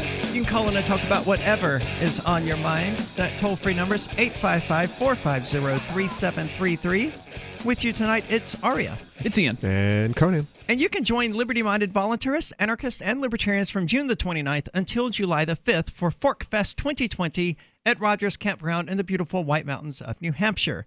Fork Fest happens the week after the Porcupine Freedom Festival. And Fork Fest is decentralized, which means no one is in charge. It also means there's no ticket cost. Just reserve your camping site, your RV site, or motel room with Rogers Campground for June the 29th until July the 5th. It is still on. The campgrounds here in New Hampshire are open, and they will probably be back at full capacity by then. I think they're at half capacity right now, some kind of nonsense. Well, it depends on how you interpret the governor's orders. So, okay. I mean, you could interpret them as completely voluntary, and that's the way the campground orders look to me. But whether the campgrounds will interpret them that way is a whole other question. So come check out Fork Fest. You can connect with other Fork Festers via the unofficial Telegram chat or the Fork Fest forum. Links to those are on the unofficial website, forkfest.party. Again, that's forkfest.party. I'm looking forward to it. It looks like it may be the only thing I get to do this summer now that Vegas is remaining closed for the foreseeable future. Well, let's go to the phones. We got James calling from Arizona. James, you're on Free Talk Live. Hi, guys. Hi, what's on your mind? Aria, I heard you lamenting about Neil deGrasse Tyson and your other fellow atheists, Ed, Bill Nye the Science Guy, and how you can't believe they don't recognize how they're just high priests in the religion of science. Yeah. When you're just looking at your fellow progressives there, your high priest, your religion and your politics are the same thing, and your politics is informed by your religion. I'm my own high priestess. What religion are you referring to? Smug know-it-all. You're just as much a smug know-it-all as Neil deGrasse Tyson. What religion are you referring to? Bill Nye the Science. Your politics is your religion. I have no politics. You're puritanical Puritan. I'm a Puritan. Wow. Ossifraz wasn't driving. That's a stretch right there. That's a new one. James. What's a stretch? You didn't already know this? Describing me Conan? as a Puritan. Aria the prude. You are. You absolutely think that your religion is right and righteous and that you know everything about everything better than anybody that doesn't agree with you. And that's why your smug hot fellow minister there that he calls himself, when you pick a straw man about some woman who has a hair salon, you notice how he changes the tone of his voice. Yeah, it was very funny. It was good radio, James. Every story you guys talk about confirms your own religious bias. That's the script Conan's brain operates off of. That's the script Ian Bernard's brain operates off of. The script. We're all NPCs here. Yeah, you're the only thinker, James. You are the only real person out there, man. I only call in to challenge you to think a second time and even better make you laugh. You never really? That's why you call? Well, you know what? That warms my heart. I'm glad to hear that. James, that's what we're here for, man. We are here for you. Hey, Conan, tell me more, man. Are you making fun of a listener that doesn't agree with you? I'm not making fun of you. I just said this. It's the name of the game. It's Free Talk Live. You talk about anything you want. You can call us names. I do have a question, though, yeah, James. He's been calling for years. James, let me ask you a question real quick. If you don't take the side of liberty and you don't take the side of the state, because both of those are, some religious programming script or whatever, what side That's not a question. That's a setup. What side can one take? Like I said, you're puritanical. It's either or. You just proved my fact. Well, yes, because liberty is the absence of a state, and either the state. Or. I'm as much a favor of liberty as you are, and unlike you, I put my sassafras on the line to defend another man's liberty, and I don't tolerate people lying and cheating or stealing, and I don't worship the altar of big government like Neil deGrasse Tyson and Bill Nye the Science Guy left-wing progressives, unlike yourself being an alt-right-wing progressive. You're totally self-righteous. You think you know everything better than everybody. You know and have seen the light, and everybody else that doesn't agree with you is on the other side of liberty. No, they're not. You're puritanical. But what I have noticed with all your better, railings James? against the government since Get I've that been off your listening chest. to your show is you haven't, just trying to make you think a second time. Are you going to make fun of me for having done so? No, actually, James? I think you are actually less awful right now than you normally are.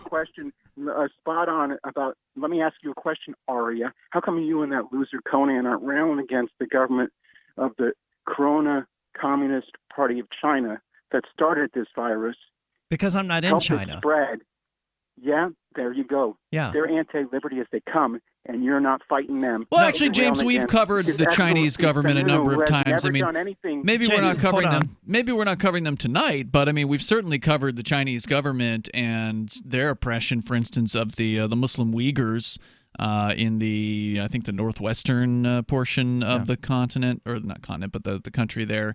In the Xinjiang province. We've covered how the Chinese government will kidnap people who have escaped from North Korea and take them back to North Korea, essentially sentencing them to death for trying to get out of the prison state of North Korea. So those are two topics that come to mind. We've covered labor conditions in China. Absolutely. I think, but I mean, time. why would we spend, I mean, we do talk about China. We talk about other countries as well. But why would we spend any time waging war with China when we've got our own issues right here in our own backyard? We've been talking about New Hampshire pretty much the entire night, about the barbershop, about the barbershops and whatnot. We have our own issues right here in our own damn state that we have to deal with first before we can start worrying about who started this silly knot. I mean, James, if you're really that concerned about China, then why don't you go there?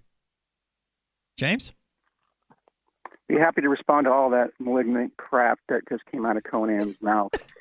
By the way, the fact that you mentioned China affirms my point that you don't mention it when it comes to defending liberty. You're not doing anything about what. So mentioning China affirms your point that we don't mention China? Is what has caused Jay Loon's problems and all the other problems that you speak of for the past 3 hours. Put your money where your mouth is and fly to China and do something about it. Me?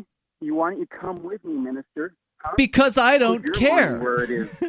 Because I'm not interested in overthrowing the Chinese government. They don't affect me. Because you're not a minister. James, I don't think you're listening. Down. So Jesus. Thank you so much for the call. I'm going to drop They it. don't affect me. Okay? They sell me some stuff from time to time at a good price. And that's about all that I deal with as far as China is concerned. I understand they do horrific things to peaceful people, but governments all across the world do horrific things to peaceful people. Why would I focus on that one state when every state is doing horrible things? Yeah, take care of your own backyard first. But having said that, China is heavily involved in our country. Sure. They're buying up property. They own Hollywood. Mm-hmm. They own a lot of the networks. I mean, you can make the argument that they have their hand all over the goings on here in this country, and so that's equally true of the United States and so and it does China. affect us. I would no. We have our hands deeply in China. I mean, I don't not as much as they have here. We're the ones buying their stuff. Correct, but that's all the voluntary. Chinese production. So is them buying. Right, I got no stuff. problem with that. No If a Chinaman wants to buy some property, then good for him. I don't care. The D-Live is run by some Chinese guys. We're on a Chinese video streaming platform right now, and you know what? Maybe they're funded by the Chinese government. I have no idea. But they're propagating this show, so there we are. Take advantage of it.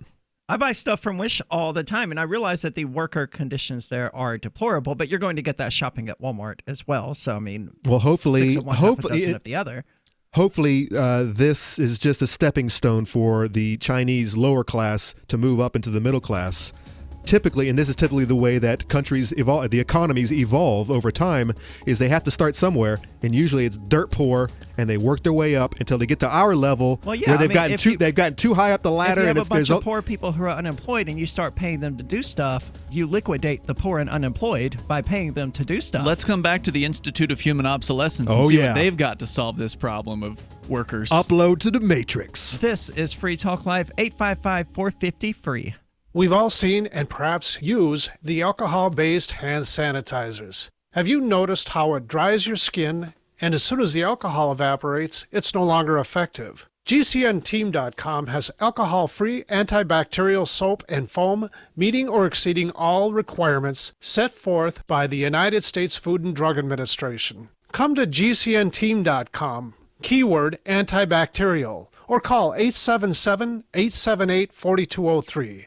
This is a pandemic survival alert, and the most time-sensitive messages you will hear this year. You still have time to plant a 1-acre crisis garden and secure a supply of your own nutrient-dense food. But time is running out, and it's one deadline you don't want to miss. Who should plant a crisis garden? Individuals, families, churches, communities, anyone or any group that sees hard times ahead. Let's face it, even the mainline media is talking about food supply disruptions and the growing number of grocery store workers who are becoming sick. But there's more. Meat packing plants are closing, mile-long lines at food pantries, and more farmers now in financial trouble. The truth is, growing nutrient-dense vegetables this summer may be the single most important thing you do. Go to survivalseedbank.com and watch the new video to understand what we're really up against. Get free bonus seeds, special quarantine reports too. Don't wait. Every minute counts. Go to survivalseedbank.com. That's survivalseedbank.com. Do you want to give you and your loved ones premium nutrition right now? Hi, I'm Jamel Bookaboo from teamg'day.com and the GCN Longevity Health Team. Get your premium nutrition formulated by world-renowned naturopathic doctor, Dr. Joel Wallach at Wholesale, or also become a distributor and earn income while supporting this broadcast. Go to teamg'day.com via the shopping cart or contact form, and I'll get back to you with support personally. That's teamg'day.com with longevity. teamg'day.com. Free Talk Live. The DEA doesn't dabble with users. They go after the big dogs. Yeah, I'm certain they have dabbled with users, and they would if they thought they could get something. They would if they thought they could get somewhere with it. Maybe a user who's snorting 3 pounds a week, something where they could actually connect to a player. Yeah. But most users are just buying from other users. I mean, in the cocaine world, when you are a user, you've got to support your habit somehow. Right. And if you're not willing to go and knock over convenience stores and break into people's cars and hurt people to get the cash for your habit, then the only other choice for you, if you're not wealthy, is to sell cocaine to others. Right. And so most people will go and pick up whatever amount of coke they do, and then they'll sell to certain specific people who are their friends. Like he was saying, he was selling to his neighbor across the street. The DEA is not going to mess with that. Free Talk Live, 7 nights a week from 7 to 10 Eastern, live on the Liberty Radio Network at LRN.FM. What if you want to hear the latest episode of Free Talk Live, but all you have is your phone, you forgot to download our archive, and you have no data connection? You can call our Listen line at 641-793-0191. That's a long-distance number, so you may incur charges. If not, listen as long as you want. 641-793-0191. The Free Talk Live Listen line, 641-793-0191. Bitcoin.com has launched a trading platform at local.bitcoin.com, allowing you to buy or sell Bitcoin Cash via dozens of payment methods like PayPal, Venmo, bank deposit, remittances, or meeting in person with cash. There are no ID requirements to sign up for and use the site, and all communications between buyers and sellers are encrypted. Finally, a global trading platform that respects your privacy. Visit local.bitcoin.com to get started trading Bitcoin Cash. local.bitcoin.com. Help get LRN.FM into more ears. Visit promote.lrn.fm for a free bumper sticker, flyers, banners, graphics, and more. Promote.lrn.fm.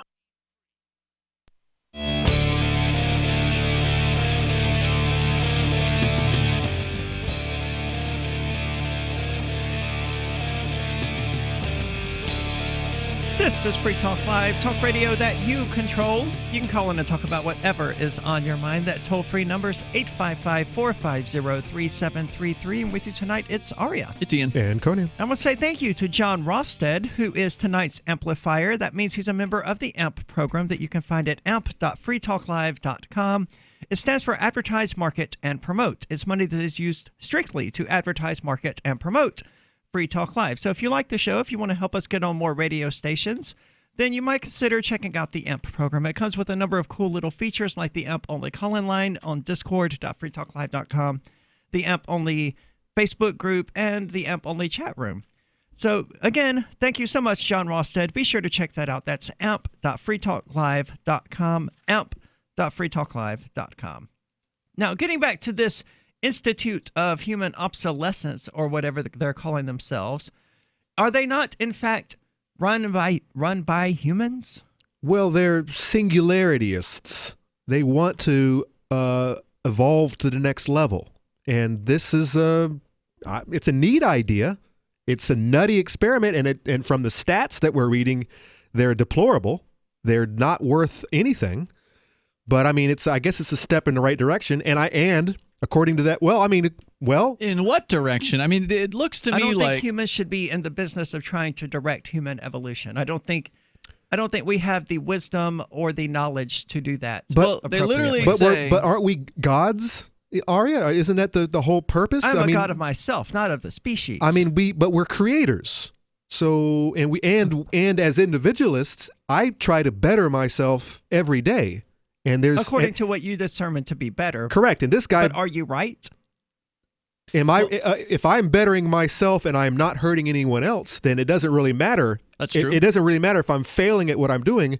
If I think I'm bettering myself and it's something I want to do, then yes, I'm right. And if these guys want to, do the thing that they're doing, that's totally fine too. Now the question is, where's the money coming from that's actually paying for all this? Because I mean, what I'm seeing here on their website, which by the way is speculative.capital, that is their web URL, is the front page has a picture of some guys wearing this device that they look like developed. they look like wetsuits, but they have like they're definitely all cabled up, but they look like fat wetsuits. Yeah, they look like they got some sort of like transducer or heat sink or something all over. I'm not sure what the right term for that is. If you've ever seen an electric blanket, it's the same kind of coils they have running through the electric blanket. If you squeeze it and look at it real close, that's what they look like they have on their wetsuit. But it says here, right on the front of the site, humans are becoming obsolete. That's what they believe, and it's time to, they say, reposition their role in society.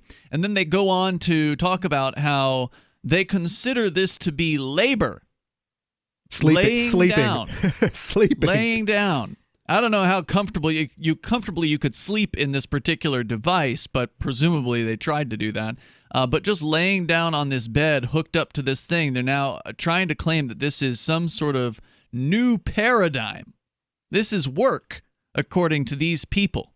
So, I mean, these are just, in my opinion, without knowing a whole lot, right? Without reading any of their position papers. These are the AOCs of the world who think that these are commies. That breathing is work. Should get paid for them. Yes. For that. Right. These are a bunch of lazy bums who want to sit around and literally get paid to do nothing. To just simply exist, to exude heat from their bodies, and they want to somehow capture that and turn it into something productive. Look, dude, if you want to do something, if you want to make labor into cryptocurrency, which is what they claim they did here, they've got this arbitrary set of graphs on their website where it's, so you mentioned earlier, Conan, they had 37 workers. Over 200 hours. I'm going to add quotes to workers here. They were just sleeping. 200 hours. Well, in the photos, they have their eyes open, but regardless, 127,210 milliwatts hours. So not kilowatt hours, but milliwatts, a fraction of a watt. You said it totaled up to 127 watts. Over 212 hours. 16,594 coin rewards. Now that's where things get pretty murky because how many of those were Vertcoin? Probably none of them. How many of those were Lisk? How many of those were Startcoin? Whatever the hell those are. Didn't you do the math? How many watts would create a Vertcoin? 600, I think. So, I've closed it now, but I think it was 600. It took 4.2 days of 600 watts every hour. Yeah, it's not even close. So they got a very, very, very small fraction of a Vertcoin. But I'm going to tell you, they got 0 Vertcoin. Well, but here the Vertcoin is one of the largest bars on this completely meaningless graph that they've put up here. I mean, normally when you have a graph, this is false advertising.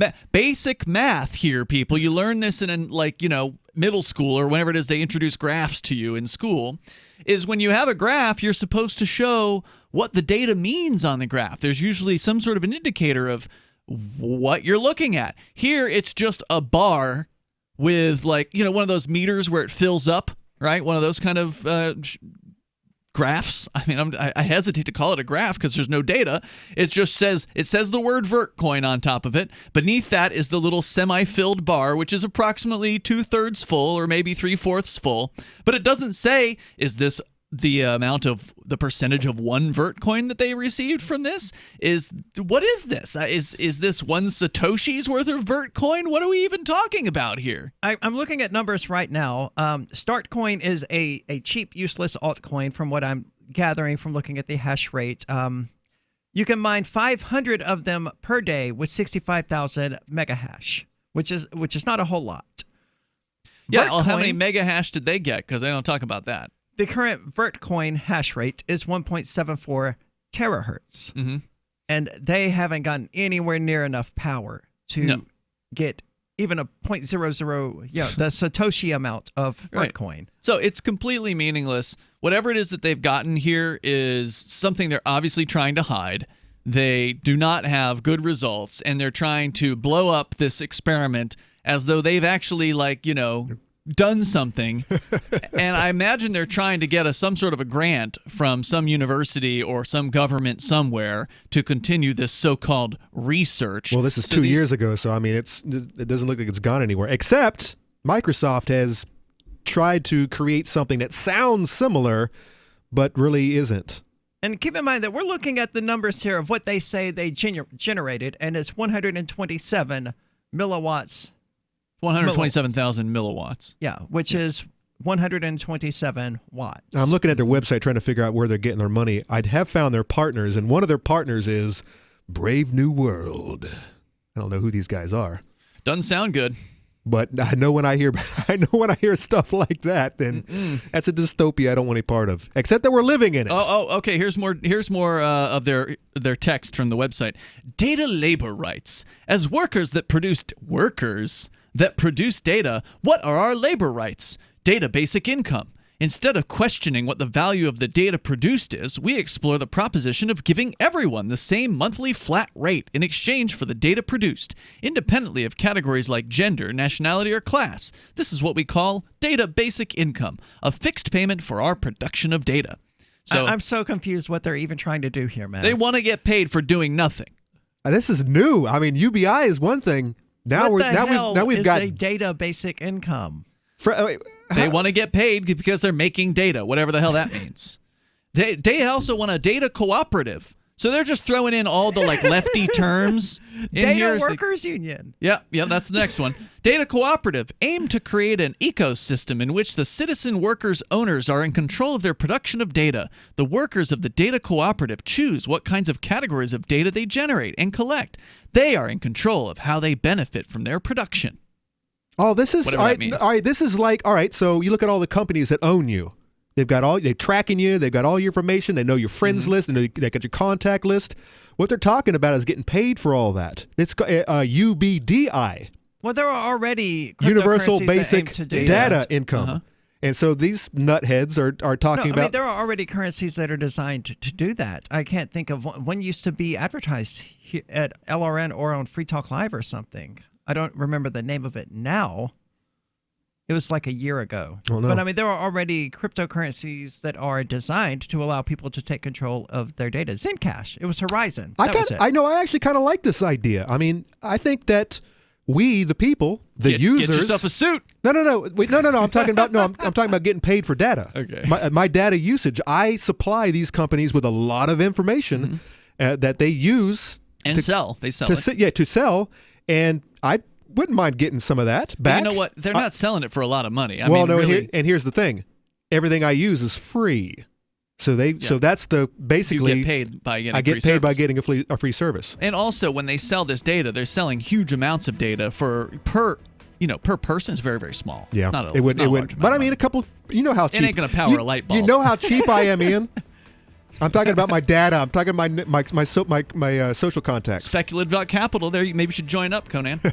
I want the suit. Join the collective. I want the wetsuit. Thanks for listening. Go ahead and head on over to amp.freetalklive.com if you enjoyed the show. Again, that's amp.freetalklive.com. Remember when you first heard about Bitcoin? How long did it take you to realize this little project would soon change the world? Do you kind of wish you had got involved sooner? Well, now is your chance to be a part of the next revolution in money. Intercoin is working to finally make crypto go mainstream. It's designed to be scalable enough to support everyday payments and even elections without the state. Bitcoin was originally supposed to be a peer-to-peer cash system, the way we would all pay one another without having to trust any third party. But instead, over time, it mostly became a store of value. That's because every 10 minutes, the Bitcoin network must put all transactions into a